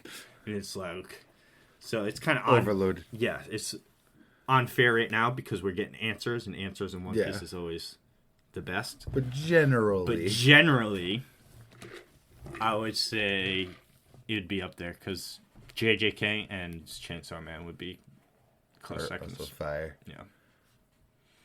Well, I mean, the last few chapters of Spy Family have been fire too. I know. I still wouldn't put it up there in like top 3, but it's well, real good. Recently, I'd say maybe in the last weeks, but as an overall consistency of a thing. If it was always the Your Boat arc and the current arc, it would have a lot better chance of breaking that top 3. Yes. Well, or even the mom stuff in the car bombing. They've been really good about weaving in more story, I'll say. Yes, more serious elements instead of... Because for a while, they were straight focusing on Anya in school, which is just the goofy stuff, which I'm good with. And even the stuff... so entertaining. Look, and even the stuff that would happen would have goofiness to it, too. Yeah, like the school bombing incident, or bus bombing incident with Anya in the first place. Well, There's so many funny things. Underground tennis tournament. Oh, yeah, that was great. I love that. I love it too. I'm so glad it got put into the anime. I'm just happy there's some more juice going on. Even the bombing was just more juicy. Yes. Or attempted bombing. Yeah. Gachi Akuta's climbing my list, though. I mean, there's obviously needs to be more. It's 59 chapters so far, but it's got a lot of promise. The fights are fire. The character designs are fire. The world is fire. Ooh, real quick, actually, or was it Gachi Akuta that you said was the new thing that you've read a little extra of when we talked a couple of days ago? That, yeah. That and Doro Hey Doro. Because Gachi Akuta I'm now caught up on. Mm-hmm. And my God, what I was showing you was like just before it caught up to. Like that fight's not over yet. I almost read more Poon Poon today, actually, but stuff came up. on lunch. Oh, what? I know exactly what it was. I watched Vinland Saga on lunch instead of reading some chapters of Poon Poon on lunch. It's rare anyway that I even have time to do either on my lunch break. Either because I have the curse of anytime I sit down to eat lunch at work, that's when a customer decides to come in. Yeah. And one, I'm the manager, so I'm the one that deals with them. But also, two, while I'm on lunch, everyone else is also on lunch. Yeah. And I eat lunch in the front office so that anyone walks in, they would see me anyway. So I have a huge curse of most of the time is inconveniently timed with my lunch that people show up. Or it's that I just kind of sit down, eat, and then just get back to it. You know, I don't. Most of the time during the week, I don't take a full lunch. I just don't. Just sitting there. After I eat, sometimes maybe let the food settle a little bit. Yeah. Maybe read a chapter or two of something that I'm currently reading, but I'll show read or a weekly chapter. Sometimes, like I'll read Chainsaw Man. Typically, I'll read Chainsaw Man on lunch one of the days during the week it comes out. But like everything else is mainly a Sunday night read. I guess Doro's heating up. The anime stopped at like the worst time. I read some more Witch Watch, like 5 chapters, but that was Sunday because I only had JJK to read. Yeah. And the last bits of Chainsaw Man that we haven't talked about. I still have Black Clover to read. I have 2 chapters of Black Clover to read. You read Chainsaw Man? Oh, yeah. Yo, fucking... That's already a meme. Yoshida. It's actually already many memes. Sorry. Kidnapping. Everybody, basically. The picture of Nayuta with the guys holding the guns at her is already a meme. So, alright, so what happened was... 2 things. We'll talk more about Yoshida in a minute. Because you wanted him to do more stuff, and now he's doing more stuff. Yeah. I got spoiled in Chainsaw Man. Kinda, not really. I saw that picture the Tuesday it dropped, because I forgot it was coming out. The picture of the soldiers coming into her school with the guns. And that picture is immediately spreading everywhere. Her surprised Pikachu face. Yeah. So I was like, oh shit, I gotta read it. The exact same thing. I read the first 3 chapters. I was on lunch and a customer came in. So that's why I didn't finish reading it that day. Because today on lunch, No, it wasn't today on lunch. It was yesterday when I read... Because today on lunch I watched Vinland Saga. Yesterday, when I went to go read JJK, I saw continue reading Chainsaw Man. I was like, what? And I clicked on it and saw that was only on page 3. I was like, oh yeah, I didn't read this. Yoshida is never beating the gay allegations, I swear to God. No, I'm Did you be like, I'll lick your asshole 1,000 times if you let me go. Fucking Denji, man. But I mean, Denji. Why are you saying that? Do you know? Do you know if Yoshida's gay, Denji? Do you know something? The allegations have been in the air. Do you know?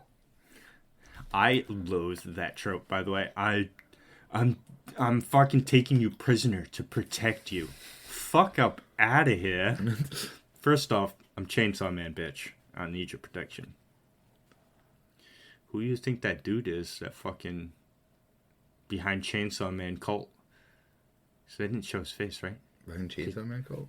A hand put it on the dude's. We're gonna find out right now. Sucks that comes out on Tuesdays. Yeah, tomorrow. Well, actually, I think there might be a break. Well, it's just not even fresh on my mind, is what I mean. Oh, that too, yeah. No tonguing necessary. Let's see. Because it's this dude right here. The palm comes out. Does it show him? No, because it skips right to Denji. You just see his hand comes on this dude's hand, shoulder right here. Yeah. So he's just like, it's like Fumi says, your job is to be the face, Fumi is the brains, together you move body into Chainsaw Church. Walk towards the world without evil, aren't you? And with that body, you're gonna, yes, I know, it's all for Chainsaw Man's sake. And then skips away. So I'm wondering who that was, because at first when they were talking, I thought it was going to be Yoshida, but then it skips to the next page, and Yoshida's in the room with Denji. Oh, that is super weird. Together you move the body of the Chainsaw Man Church. Well, because this guy's I think is the fake Chainsaw Man. He is, or the one that says he's Chainsaw Man. This also in ties school. into the fact that I totally forgot Fami was introduced as part of the Devil Hunter Club that he's also in. Yes. I totally forgot that. So does that mean that whole Devil Hunter Club is like a cult? Yeah, like part of the church, whatever this church is. Or part of these bad guys' things. I'm not convinced we know whose hand that is. Like, I don't think so either. I think it's a new character. Because I don't think it's Kishibe. I don't think Kishibe would be talking That's my like next that. thing I was going to say. Kishibe is probably going to be... Like, who else... Who wants to protect Denji that much? Who else is going to help? Well, Yor could help. She's in the hospital. Yoru. Sorry. Thank you. I was like, Huh? Well, not even Yoru. Fucking Asa. What the fuck is her name? It's Asa, right? Yeah, it's both of those. Yoru and Asa. Yoru is not going to help. If anyone think Asa's going to help. Yeah. Because she's the only person. Yoru might inadvertently help. She wants Chainsaw Man. She might bust in there and that inadvertently sets him free. Maybe. I think Kishibe has something to do with Yoshida, though. I think the only person that cares that much about protecting Denji would be Kishibe. He's the only person left that could give a fuck about Denji. Besides Nayuta, and she's clearly not behind it. It's very dangerous, though, that he kick, because it doesn't show, because that's what I saw. The police come into her building, so I was like, oh shit, the cops coming for Nayuta, that's where I left off. But in the chapter, they just run by her and walk away. So is that the scene that they take her into custody too? Yeah. That's some brave shit, though, because we've already established that she is at least familiar with the fact that she is the devil control. Though I wonder if it could be part of, like, her fitting into society and being a kid. Like, maybe she was told not to fuck with the cops, you know what I mean? Right, but I also swear I remember... Let me just skim through this chapter again.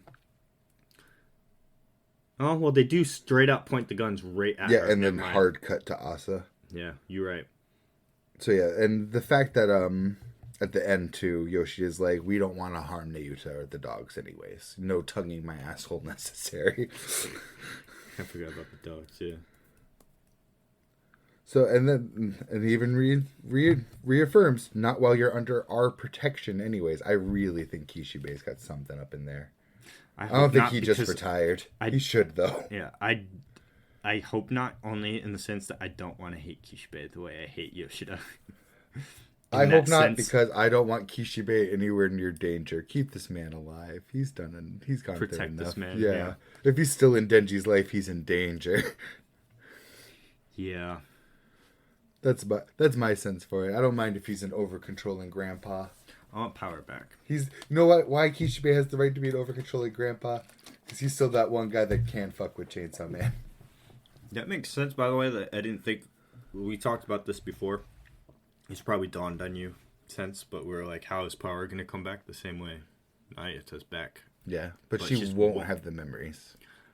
Will she, though, because Denji ate Makima, and now Nayuta's a thing? Technically, she should have been erased if Denji ate Makima. Again, he wasn't in Chainsaw Man form, though. I think that's why... So technically, because they mentioned it's Pochita. The cycle of death and rebirth itself that'll make power forget. Like, if that worked, Nayuta wouldn't exist at all, but dying and being reborn is what does the memory thing. Because they even kind of allude to it, like, when power is dying, like, they even kind of allude to, like, I'll be a different person, but find me. So it could be the same thing as Nayuta, though, like bringing back together and building up that family from scratch again. Yeah, I mean, Denji needs something. He can't have Aki back, so he needs I was gonna say, does that mean Yoshida's going to be set up to be the Aki in his life eventually? Please no, because I really don't like Yoshida. I love Yoshida. Not in current form. He could get turned around, too. I'm sure we didn't like Aki when I like he was him I like him as a character in a sense, but I don't like him in the story, if you know what I mean. Or the opposite. I like him in the story, but I don't like him as a character because he's scheming. He's a douchebag. Secret douchebag. Self-serving almost. It's too mysterious to even know how self-serving. Well, I wouldn't even say that. He's too corporation serving because he's serving someone. He's always about in our best interest. I would say it's not even just the corporation serving. It's the I forgot the word for this. Utilitarian. Like he just does what whatever it takes for whatever his goal is right now. Right. Or the organization he works with. Yeah. Because every time he's talked about it, it's like, in our best interest for you to lay low. And Denji's like, I don't want to lay low. I want to be praised as the superhero that I am, that everyone makes me out to. I'm still on the train that Hiding set up and that other people, I believe, have talked about, where Yoshida probably has like a, I don't know if it's the organization or his own interest, but it always seems like that when he's talking to Denji, it's about like, oh, he could erase death. Oh, he could get rid of the bad things. Oh, you know what I mean? I think Could he get rid of one of the primeval fears, though? Because if you got rid of war, everyone forgot that World War II and all that shit happened. And that nuclear bombs exist.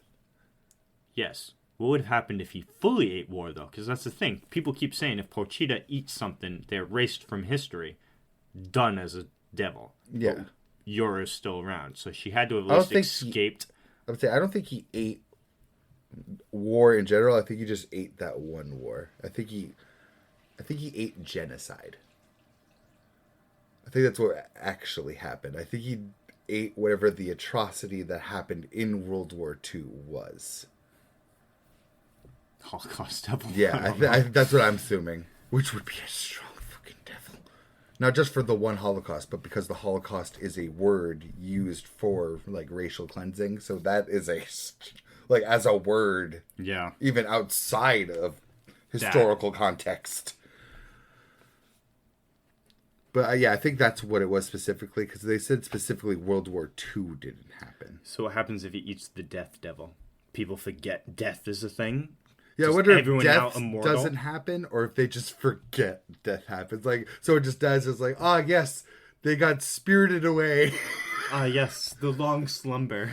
The deep sleep. The deep sleep. I'm the sleep devil. I'm so strong now because you all fear me. Because you're... No one wants the deep sleep. It's just a never-ending problem. You eat the deep sleep. He's in a coma. I'm the coma devil.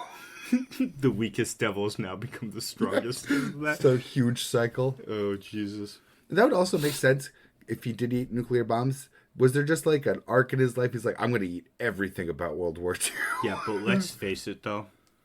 Even roided out fucking Chainsaw Devil on the rampage at the end of the first part of Chainsaw Man. Versus the nuclear bomb devil.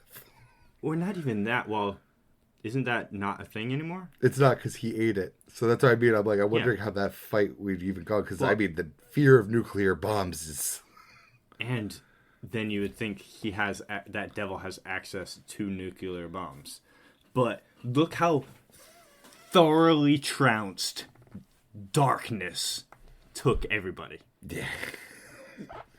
I just don't see any form of Chainsaw Man taking darkness, let alone death, out. It's also super funny that they didn't even win that fight. They ran away. Escaped. That's their goal. Without their limbs. With Makima there. Arguably one of, like, top 5 in the verse. So far. And even she was getting her, like, arms fucking disappeared. Fucked that up. I saw those messages on the news station about how the gravitational effects of the Fallen Devil were worldwide. I was like, damn, Fallen Devil's fucking dope. And the fact that Fami is just like, boop, come back. Cool. There's something going on there. That she, like you said, And then there's someone above Fami being like, you're the brains and you're the front. Like, what? I'm full Jackie Channing. Yeah. And I don't think that, because she's talking about the strongest devil to Nayata, she's obviously then not working with him in the next fucking chapter. Yeah. So, like... So, I don't know. Because if that's the case, then Makima's not even top 5, because at this point, I'd put the Fallen Devil above Makima. Oh, yeah. And again, to be fair... When it comes to concepts, too, control is scary, but falling is way more primal. I'm scared of falling. I'm scared of heights, which is essentially being scared of falling. Yeah. And then the top 3 that we know of would definitely be... Darkness, fire. Darkness, death, and hell. Hell Devil, no? Hell. And I'd put fire there. Have we seen the Fire Devil in any form? No, we haven't. Not wildfires, not fire, not anything fire specifically related, which is hilarious. Because you think he would do that by now with Fire Punch being his first manga. Right. With the man who's eternally on fire. Maybe that's why he didn't do it. It's like, I just wrote a whole manga about fire. I don't want to fucking do fire anymore. It's funny. Some of his characters are reused designs from his one-shots that he just kind of, like, retooled for the series. Mm-hmm. So people have been wondering, like... Not wondering, demanding. They're like, if you do a Fire Devil, it better be Agni himself from Fire Punch. The actual guy that's eternally on fire. That would be cool. Yeah. So fire. So, okay, Makima top 10. Yeah. And she got, with other people there, was like, we're running from this guy. We're barely making it. Because, again, she was losing limbs by the second at that point, too. Yeah, she goes to shoot him, and I just love...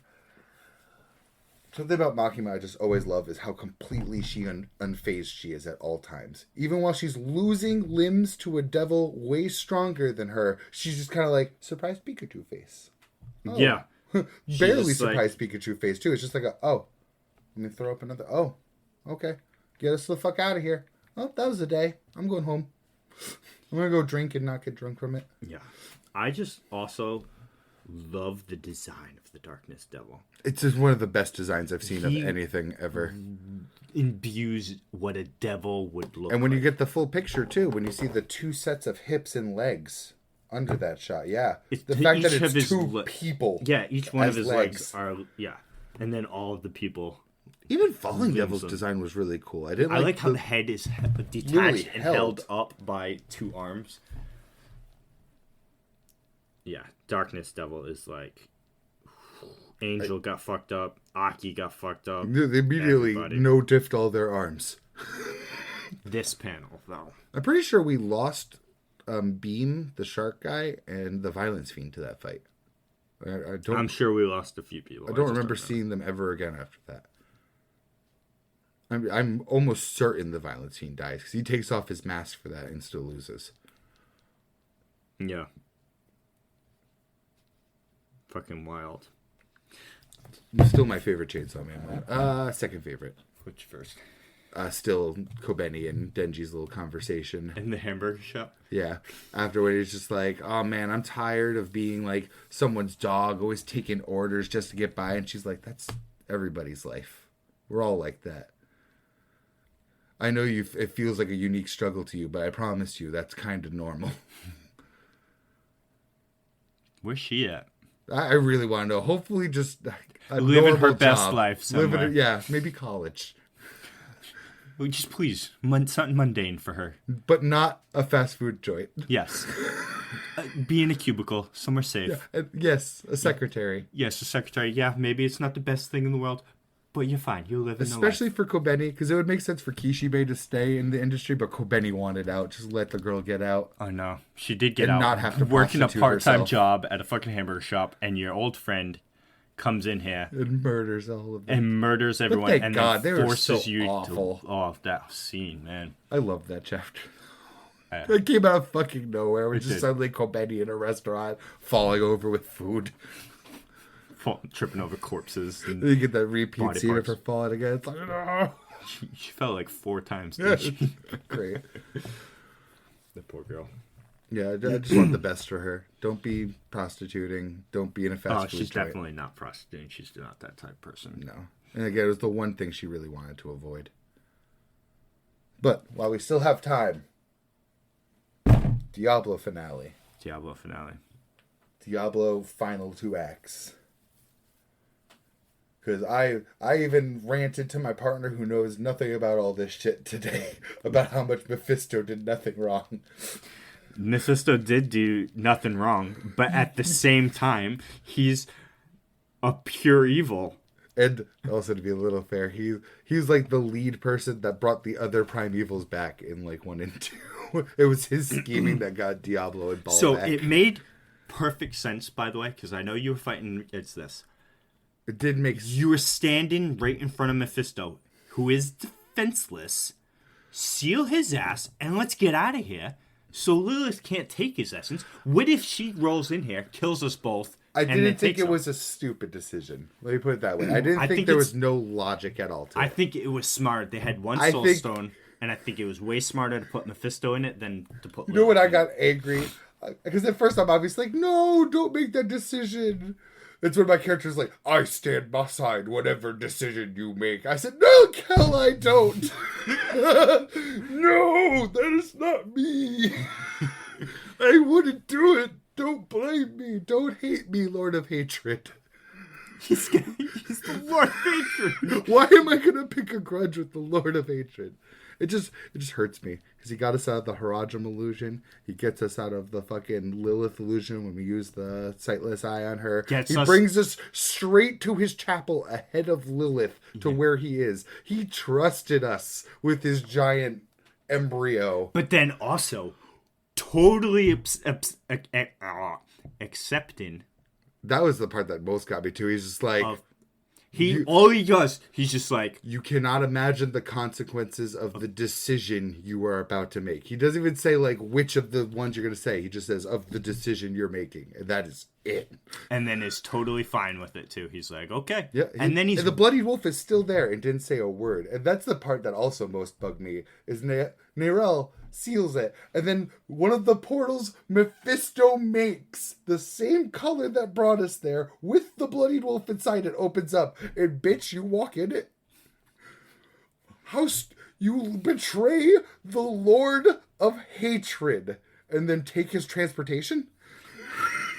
I'm surprised it didn't drop you off to a lava flow. And then leave the continent with the only two people that could help you. Us, the main character, and Lorath. And like I told you, not everyone's going to get this context. This is the same mistake that was made between Diablo 1 and 2.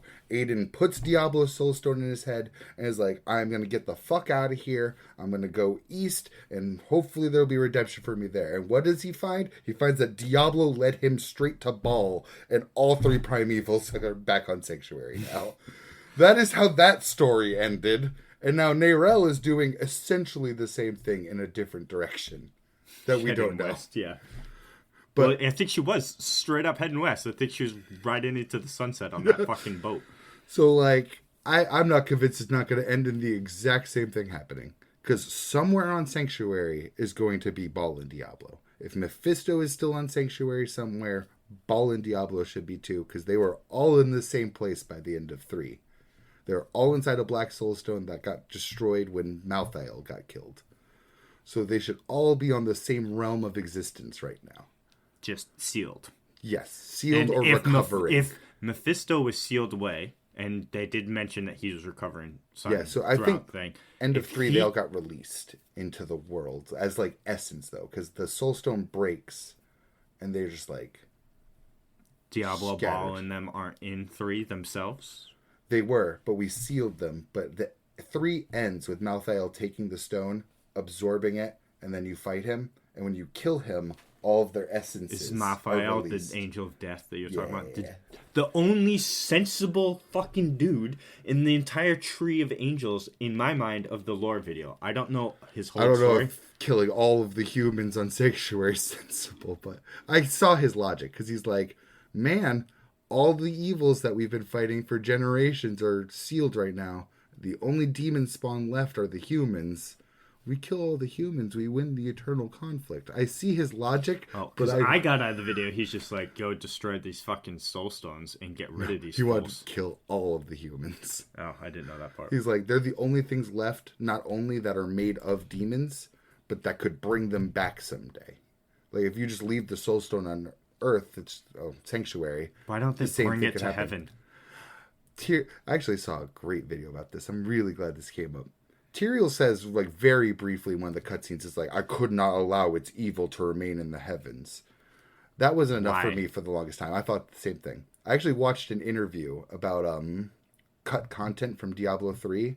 There's supposed to be this whole arc where the main angel dude, Imperius, gets corrupted by being near the Soulstone for too long. And literally, they had storyboarded pictures of him beating the living shit out of Tyrael. I mean, human form too. Like, he already turned from angel to human. He just grabs it. He's like, "You're a fucking traitor." Started beating his face into a staircase. Damn. So I'm assuming just like how that evil seeps out when it's in the human world and like corrupts people and corrupts things, I think the same thing can happen to angels. And Tyrael worries that if you corrupt heaven that much, you just lose. Yeah. If it corrupts the thing that makes angels inside heaven, they just lose for eternity. So he's like, I got to get this out of heaven. I can't bring it to hell. That's their home. Like, they'll just fucking regenerate probably. Yeah. And then literally, and I hate that kind of shit. I hated the cast Nidhogg's eyes into the chasm. Yeah, it was big dumb. Big stupid. So I do usually hate that kind of thing. But they were like deep in a temple. They were putting on a thing. There's nobody fucking there. They're right about to leave. And Malthael's just like, hi, you're dead. Well, it's also Malthael too. So how are you going to stop that guy? So for all I know, this could have been like the best ceiling they were ever going to do. They didn't put it under a temple where humans build a religion on top of it. Like one of the other games. Well, what Dovin did was pretty good with, what's his face in it? With Astaroth. Astaroth in it. Yeah. Just live on top of it, safeguarding it. And granted, it was working for him. He didn't get corrupted. You know what the problem is? Inarius is a fucking... That is twat. My biggest disappointment is Inarius in general. I expected more from his plotline. As I talked with you about Rathma, I was wrong. I was just completely wrong. Nah, he just straight up killed him. Everything about Inarius didn't meet my expectations. He's a punk bitch. He's a punk bitch. He sucked ass. All game long, they're just like, he's so full of his pride. And I expected like some sort of complication. No, he's literally just like, I'm great. Heaven will take me back. Oh, I'm dead. Lilith destroyed that fool in a fight. No diff. She took his spear thrust on purpose, accepted it, pulled the spear out, and ripped the dude's wings off. Yep. Like it was nothing. And owned him on like a... What's the word? Argumentative side. Yeah, on a philosophical level. Yeah. Have you heard from them once since you started doing this? They don't want you. Yeah. Listen, I'm a demon. We fucked. We had a kid. You think hell's gonna take you back after you fuck a demon? That's not how that works, bud. There's also some theories floating around that heaven might already be fucked. I mean, Tyrael's not there. And Tyrael's not in heaven? Tyrael's not in heaven. The weird thing is, he rejected being an angel, turned human. And then he was like, at the end of 3, he's like, I'm going to join you again. Not as an angel, but as a human. But there's evidence that Tyrael came back to Sanctuary and no clue where he is right now. So he's either back or dead. So Tyrael's not in heaven. Malthael's dead. Imperius is heavily injured, possibly corrupted. There's like... Who fucked him up again? Diablo. Oh, Diablo. Diablo, with the spirits of all of the evils inside him, shoved a spike right into Imperius. It just leaves a hole of light in him. And then the possibility that the Black Soulstone still could have corrupted him in the canon. Like, they could have kept that detail. Mm-hmm. So, I think heaven's just fucked. I think there's like one angel who's just regular right now. Who's just there and has no complications. Out of the 5, there's maybe 2 with 1 corrupted and or damaged. And you got fucking Mephisto laying down plans for something. Yeah. Diablo and Bile just waiting for him. And I'm because of that lore book and the Heroic Study that mentions the form the other 2 will take, I'm almost assuming that they're in the same situation as Mephisto, where they're trying to regain their physical form and are just weakened right now. Mm. Because if anything, the name of the game is Diablo, so there's gonna be Diablo's gonna make some kind. You fight Diablo in 1, you fight Diablo in 2, and you fight Diablo in 3. So pattern dictates. I was gonna say, especially in 3, I fought Belial, Asmodan, Diablo, I think just Malthael, and then 2, I fought Mephisto, Diablo, Baal, Duriel. I think in Dariel. I don't remember ever fighting Dariel. It's just 2. You just fucking take on the whole fucking list. Who's the main character of 2? Bring that guy back to life. Bring him to me. That's a badass human right there. He just took on all of those big names. And Diablo he fought in hell. Oh, home. On home turf. Because I do remember the cutscene. It was Baal and Mephisto opening a portal to hell.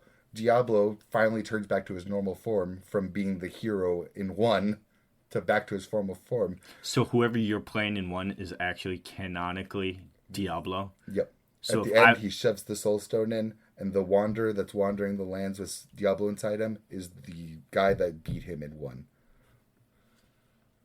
So your player character in Diablo 1, yep, whoever you are, start the game. The whole time you are Diablo in disguise, or your body no, at the end of it, you take Diablo in yourself. And then when 2 starts, the person you're chasing was the player character in 1. Oh, so kind of same thing story here. This Soul Stone corrupts him. Yeah, and then you're on the chase for him. Gotcha. As he makes his way to Baal. Though the person was like, I'm going to find sanctuary in the east. No, Diablo's been in control the whole time. He led you straight there. Crafty. Yeah. Before you even realized it. By the time you make it to the temple, Diablo is Lord of Terror? Yes. For as long as humans fear, Diablo shall remain the strongest and the most pervasive. I don't know Mephisto, though. I love the design on the bloodied wolf. It's just so fucking cool looking. It was. And his voice is so good. Yeah, it is. But I don't know, fucking the good guys are gonna need some help then. Just humans, if we're gonna go after them. And again, I don't really like. We did good against Lilith, but they were already saying like all the time too, like you shouldn't even do this, man. Like, all right. So, do we kill Lilith? Can we kill Lilith? Or is she just going to respawn, like, because you can't kill the other 3? I actually have no fucking clue. I was surprised that she went to even turning into stone and disappearing, because I feel like we can't. I don't think you can kill any. Well, what about Inarius? Did he just die? Because I don't know if you noticed. Angels you can kill. I know for the angel lore, the way angels are born and the devils are born is different. Well, because I don't know if you noticed or not, when you walk into the area after the flower petals, you can see Inarius' body melting into the floor. You can see his feet and his, like, the hood thing. It melts. It's melted into the floor. I would assume he's dead, because when Tyrael gave up his wings, he became human. So if she ripped off his wings, he became human and then just dies. Yeah, melted into the floor. And then, I'm surprised, because if I'm the dudes outside fighting, and I know Inarius just flew in that building, and then you see an explosion of light in there. My first thought would be like, oh, Inarius is laying down the smoke. Not that, oh shit, Inarius just died. Yeah. They gave up hope immediately. Oh, yeah, that's the other reason they're fucked, because they lost Inarius. Yeah, there it is. It was 5, and they're down to 2. Yeah, I was wondering. I was like, I'm missing a number here. It is Inarius. I completely forgot. He's useless. Yeah. So Inarius and Malthael are dead. Tyrael's maybe dead.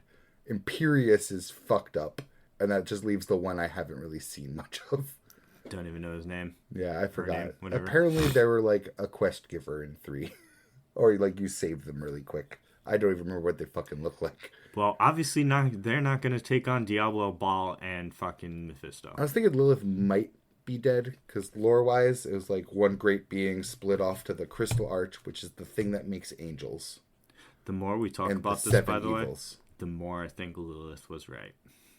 Oh, yeah, I'm even more on the Lilith was right. But the 7 evils, I don't think can be killed. It's up in the air if she can be killed because she's a child of one of them. Like, she wasn't part of the original being that was the world. You know what I mean? So maybe. Either way. But she's kind of right. I mean, the prime evils are going to fuck shit up. It is fact. Well, I still don't agree with betraying the one guy that got you through. That protected sanctuary with you. Mephisto? Yeah. I still Mephisto, listen. I more disagree with the fact that I just don't want to make a grudge with the Lord of Hatred. But listen, this is my thing. Nariel said it best. Or whoever said it. Because she was like, that's the Lord of fucking Hatred. You know, off rip, the dude is just pure evil. And he even admits the player character too. He's like, someday we'll be enemies. I love how we're just casually talking. I was like, can't he hear us? And then he just chimes into the conversation. It's like, oh yeah, he can totally hear us. That's the other thing. You're talking about all this in front of him. And he doesn't give 2 fucks. He's just cool with it. So I'm like, he's just cool with whatever. But Lilith, I also was going through it, and you're like, when you watch certain of the lore videos before playing Diablo, you're like, okay, maybe Lilith is a good option. And then you play even the beginning of it, and you're like, oh no, she's just another evil person. You know what I mean? Maybe if you didn't come into a church and immediately get the people to murder a dude, and then like your whole thing is just murdering people, if you really wanted to protect Sanctuary, why are you spreading murder throughout? The people you choose to ally stronger. The people you choose to ally yourself with are cannibals. Yep. They're strong. Does not necessarily breed confidence. They have a better chance against the primevals than the people sitting in the pews at church. True. And I think that's her entire viewpoint than the Knights Penitent, because I've never seen more incompetence than the Knights Penitent. That's what they actually hated. I hated that they didn't just give us the cutscene in real time. I think that's actually a mistake. It would have been so easy to roll up on the battlefield, just have the cutscene play with us in awe. Like, we're just a ragtag group. We're not going to run into a war of knights and demons, per se. Right. They could have had us as bystanders to what's happening, rather than talk to Prava, walk to the next room, touch some pedals. It's like, this is what happened to everybody. Or I hated to escorting Prava and her groups through that. I actually like that. They walk so fucking It's so slow, but it was a vibe. Come on. It was. Because it's one of the few times. Long. It's one of the few times you're rolling with a group of other people. I also loved rolling with the full party finally, when it was you, Lorath, Donan, Mayrel. Yeah. I know you don't like Lorath. Donan did nothing wrong. The man did not deserve... And they just killed him to kill him, too. Just to kill him. What's this thing? The stupidest way. Let me walk up to this hellspawn of melted beings. Made of melted, agonizing people, and not think the thing's gonna attack me. You dumbass. Even if you don't think it's going to attack you, nothing good is going to come from approaching it, my guy. Just leave it alone. Fucking guy dies. Best character, too. No, Lorath. Lorath's best boy.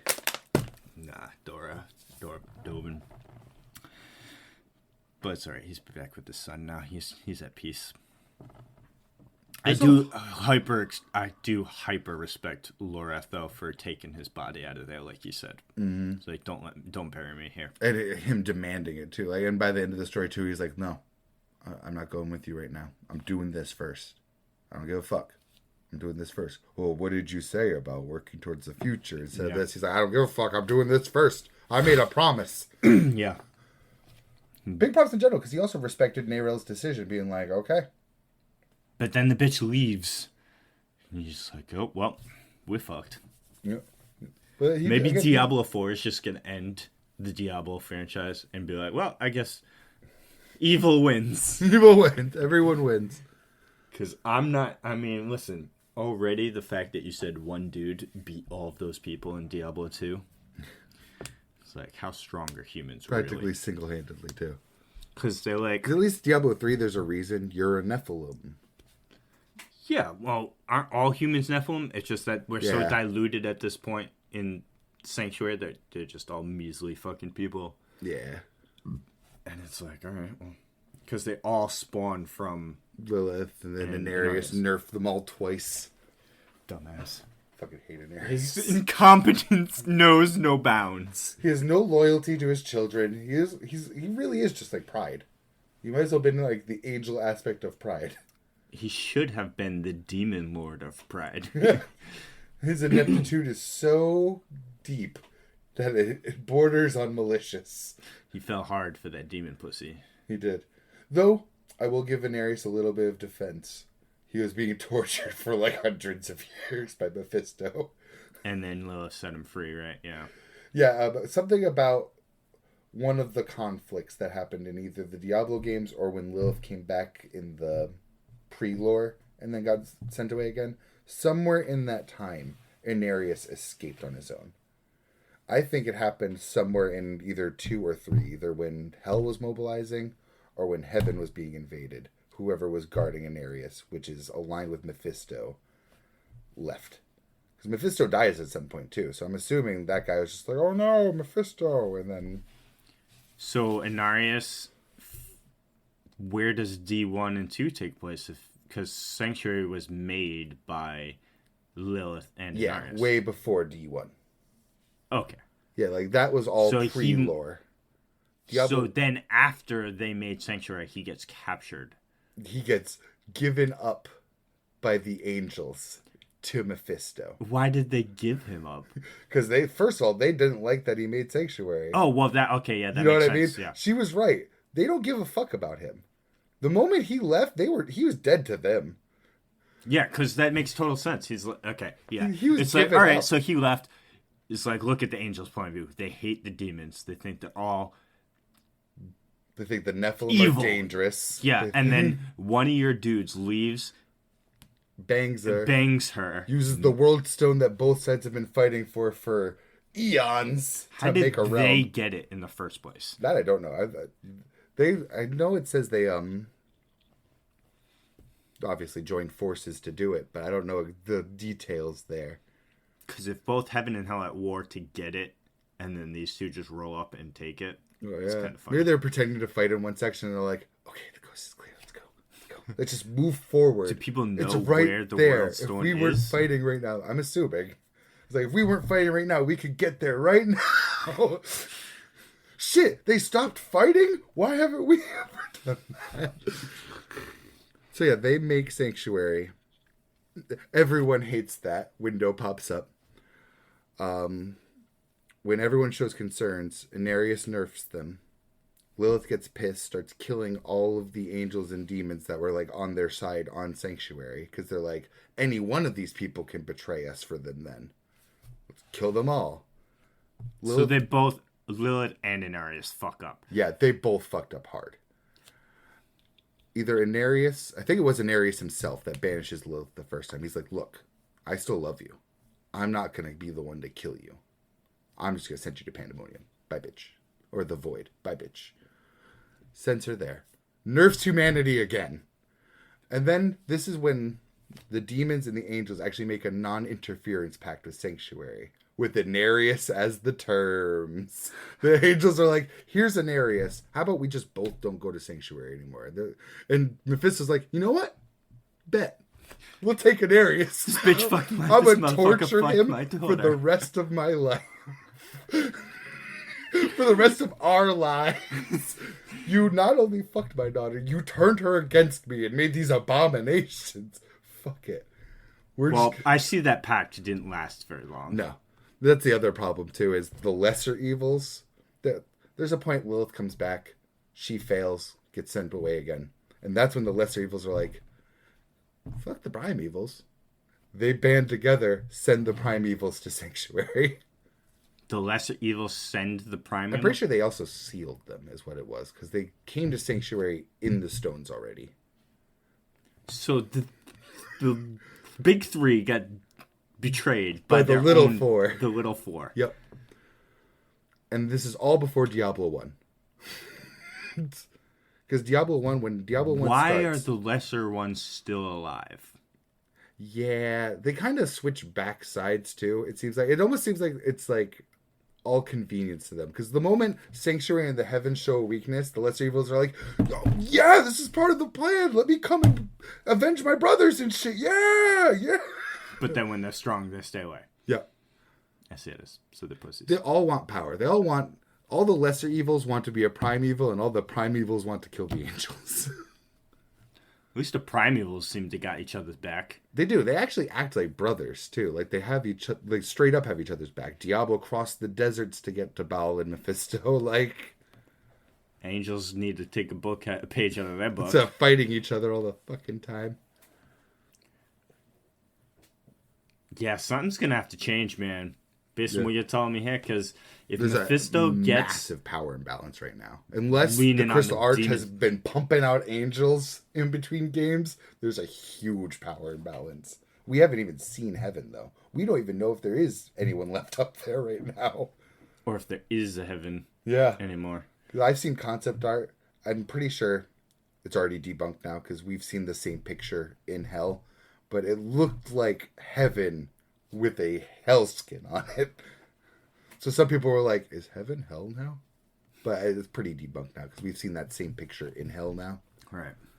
But we still don't have any word from the state of heaven. Is Imperius a good dude, or is he just another dick? He's kind of a huge dick. Again, that concept art of him beating Tyrael within an inch of his life was very believable with how Imperius acts. He was already an asshole to Tyrael. To die. Is maybe Tyrael except for the one. Dude? Tyrael's the best dude. Tyrael is Raiden. He's literally just Raiden. Well, He's constantly arguing with the other gods and then gave up his godhood to be with people. Well, and then still argues with the gods. Because Raiden's not a good dude. Raiden goes pretty bad in the later games. Okay, yeah, but you know what I mean. I know. Like OG 1 through 3 Raiden. Yes. But yeah, he literally gave up his godhood for man. And when it came down to it too, when at the end of 2, Baal made it to the World Stone and corrupted it with his energy, and Tyrael's like, I got one option then, and just chucks his sword into the World Stone and destroys it. Oh, so there's no more World Stone. Yeah, there's no more World Stone. The shards of it are what we've been using to seal the Primevals now. At least there's nothing to fight over now, so what the fuck? Now they're just fighting over. Now they just hate each other, yeah. Now they just hate each other. I don't even think they knew about the World Stone at first when they started fighting, and then they discovered the World Stone and like, well, let's keep fighting for this reason. Poor humans. Poor humans. Caught in the middle. Yeah. I think that's the saddest part, too, is, like, again, the demons were down with the non-interference pact, but eventually they're like, fuck that. This is we don't care about fucking humans over, but if it gets us closer to heaven, then we actively like fucking humans over. That's all they want, too. They don't really care about humanity. They care about beating the angels. Anything that gets them to that is all good. Now it might be different because, Mephisto has some pretty built-up hatred of humans now. I'm sure everyone does, because apparently all it needs is just one cool human and he beats all your asses. I'm so happy. I remembered this. I went to a plot line with the barbarian tribe, and they mentioned how their whole entire clan has been disgraced by the guy who fucking walked up in front of Baal in the end cutscene of Diablo 2. They had a big castle. They sent one messenger outside, and the messenger just like, leave, Baal. Your evil's not welcomed here. It's Baal. Spider legs, evil-ass body being carried on a platform by 4 demons, and his entire army behind him. This little guy's just like, you don't belong here, Baal. And one dude, that's some gonads to be one dude against all of that. Well, how much of a pussy he acted, being all like this and that was enough to shame his entire lineage for generations. So because he was scared in front of a literal army of demons devil, led by one of the primevals, his entire lineage was like cast down. Because I found them, I was doing quests for them, and they're the ones that kicked the cannibal off the cliff. But they're even like, because of the cowardice of our brethren back then, we've been shunned by everyone as cowards. What the fuck did you expect this man to do? Baal goes, silence! To shut him up, waves a hand. A gust of wind starts like shaking at these castle doors and walls. And then Baal literally just goes, ooh, ooh, ooh, ooh, ooh. The guy explodes into blood.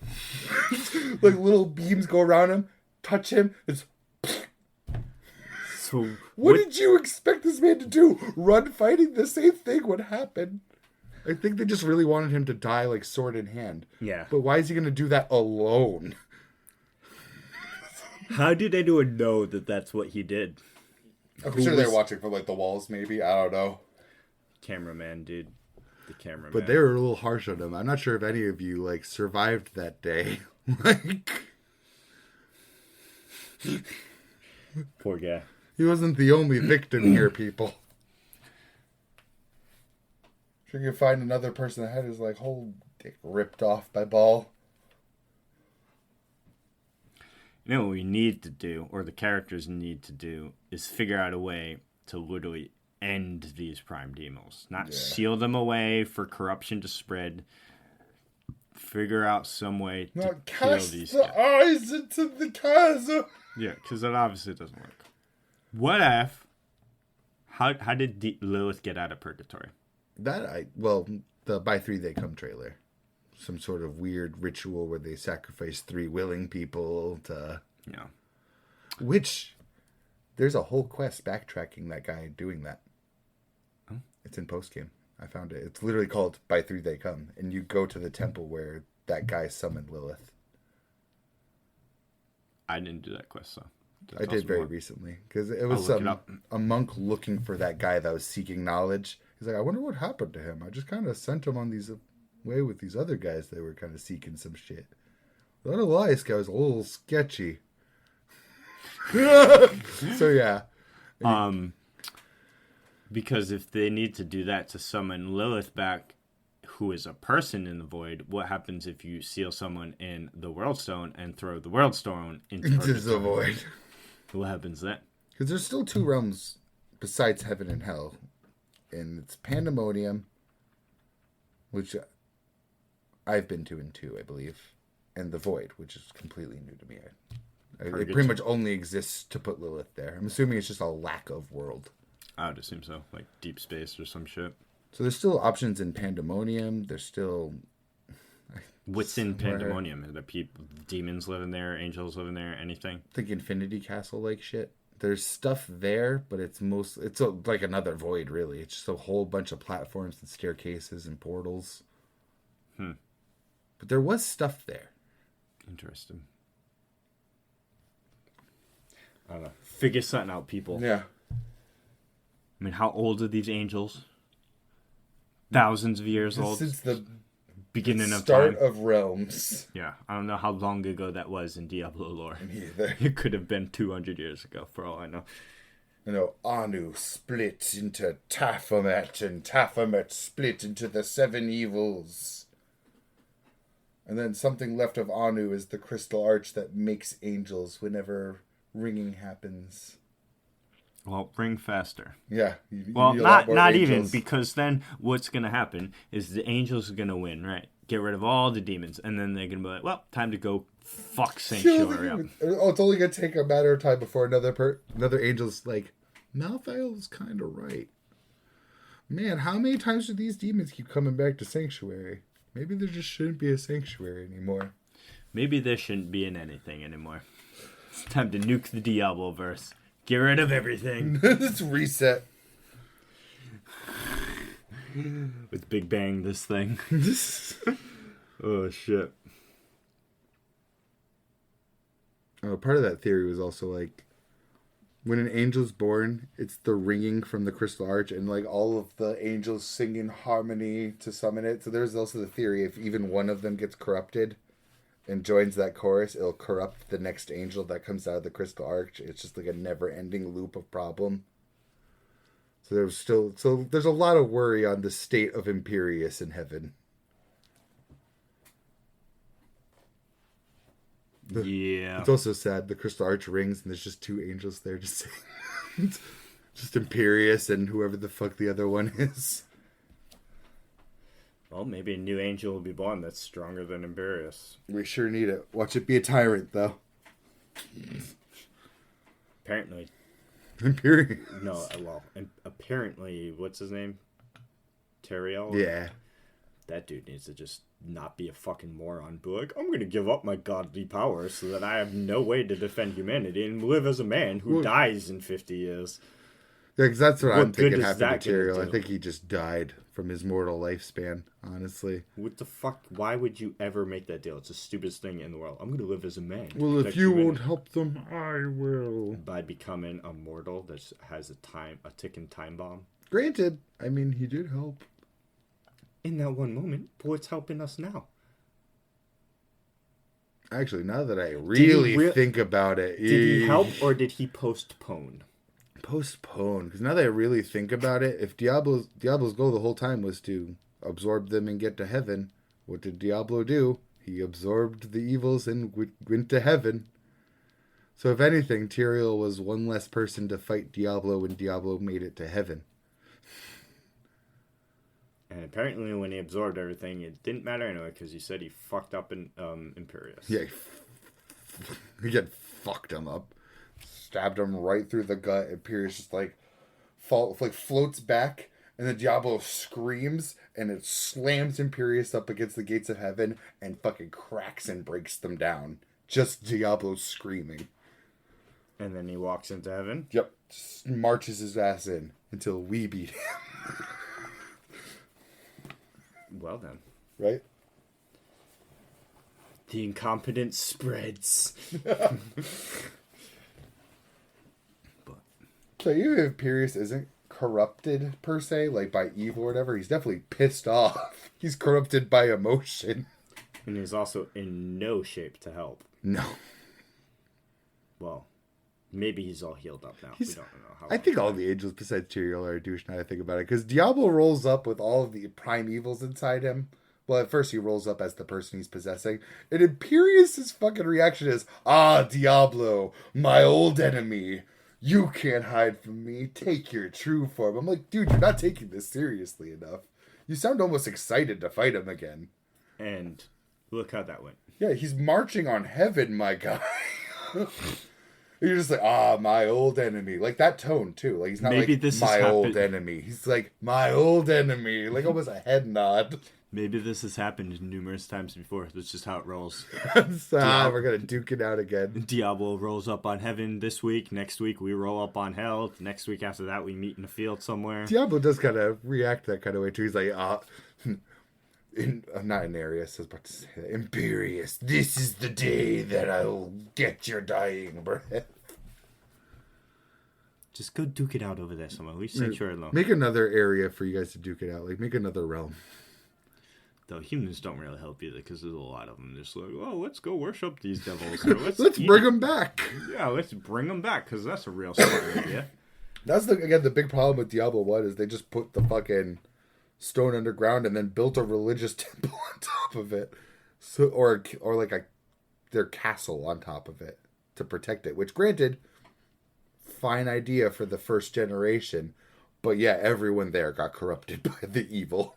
It's kind of like that Rick and Morty episode where Morty gets the wine in that other world that moves time faster, and eventually it just becomes a castle and no one really remembers Morty's a thing until Morty shows up again and kills them all. But Diablo, man. Diablo. Mm-hmm. So all the nitpicks, I like the end overall. Yeah. I'm excited for more, though. I'm excited for more Mephisto. Me too.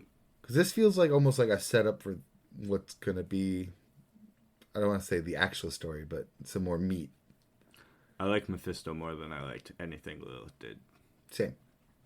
I think it really, really hurt Lilith that we pretty much see everything she does like the Echo in 14. That we keep looking back at events she's already done while we get there too late. I think pulling that so much really undercut Lilith's impact. There should have been more confrontation with her herself, or seeing things happen in real time at least. I'm happy she killed Inarius, but I kind of wish we did ourselves. Me too. That would have been a cool fight. But I'm just happy he's dead. He's a fucking douche. Yeah. Fucking twat. I just wanted more from him. Something. No, I told Either you the be more second I evil saw that cutscene in the Service Lamb when you first meet him, and come out, and my words directly to you is, this guy's kind of sus. I thought he was going to be like bad guy, but no, he's just incompetent. To the highest order. Yeah, literally. I can't say I like Mephisto more than anything Lilith did, which she did do by that. a standard demon. You seen that? When he first fought, you had to stab it in the eye and then jump over it. And like, bro, you're an angel? There's only like 6 of you guys? Though, and you're again, struggling with foot soldiers? This is how you fight? He's the one that was tortured for generations. You're still an angel. It's got these wings. You can fly, and you then land and fight one-on-one with these demons. You don't have any like laser beams to do Any AoEs. AoE, you can't start choking some of them with your wing strands that you're using like spider legs. Anything, dude. You're just stabbing people with a spear. Just suck ass. And then you see Lilith over there, and you throw a spear, and you can't even hit her with the spear. That's the other thing. If I'm no power scaler, but I would feel like best conditions possible, Inarius would be stronger than Lilith. Because the 5 angels are supposed to be able to be a match for the 7 evils. Lilith is just a child of one of the prime evils. So she's either lesser evil or less, I would think. When Inarius should be able to maybe 2-on-1 Duke of Primeval, maybe? I don't know. So 5 angels are supposed to combat the 7. In theory, I don't know, like, big 7, if they ever had to have an all-out brawl like that. There's the big 3 and the lesser 4, you say? Yeah. And then Lilith. So if you've had this eternal conflict for all of time with that kind of balance going, I feel like Anarius on, like, base to base here should be stronger than Lilith. But then again, generations of torture. Millennia of torture. God knows how long. God knows how bad. I'm sure the Lord of Hatred knows all the best ways to torture something. Oh, and we already know this. Anarius was the one chasing Lilith, yeah. Lilith was totally, like... Lilith almost was, like, manipulator, almost, like, liked him a little bit. Yeah, it's like she grew a little hard in there. Let me use this dussy, demon pussy, to my advantage to get this guy over here. And then the fact that he killed her son. Yeah. That's like, you're dead to me again, now. I'm so sad that that's actually how that went down. I was really hoping it was manipulation. But no. It wasn't. He didn't deny it. He didn't do anything. He just... I did what I must. To cleanse. So the angels would take you back. He was dead to me. You just killed your son to try to get back to heaven. The heaven that hasn't spoken to you. Yeah, go die. Fuck you. Lilith is right. In that battle, at least. Yeah.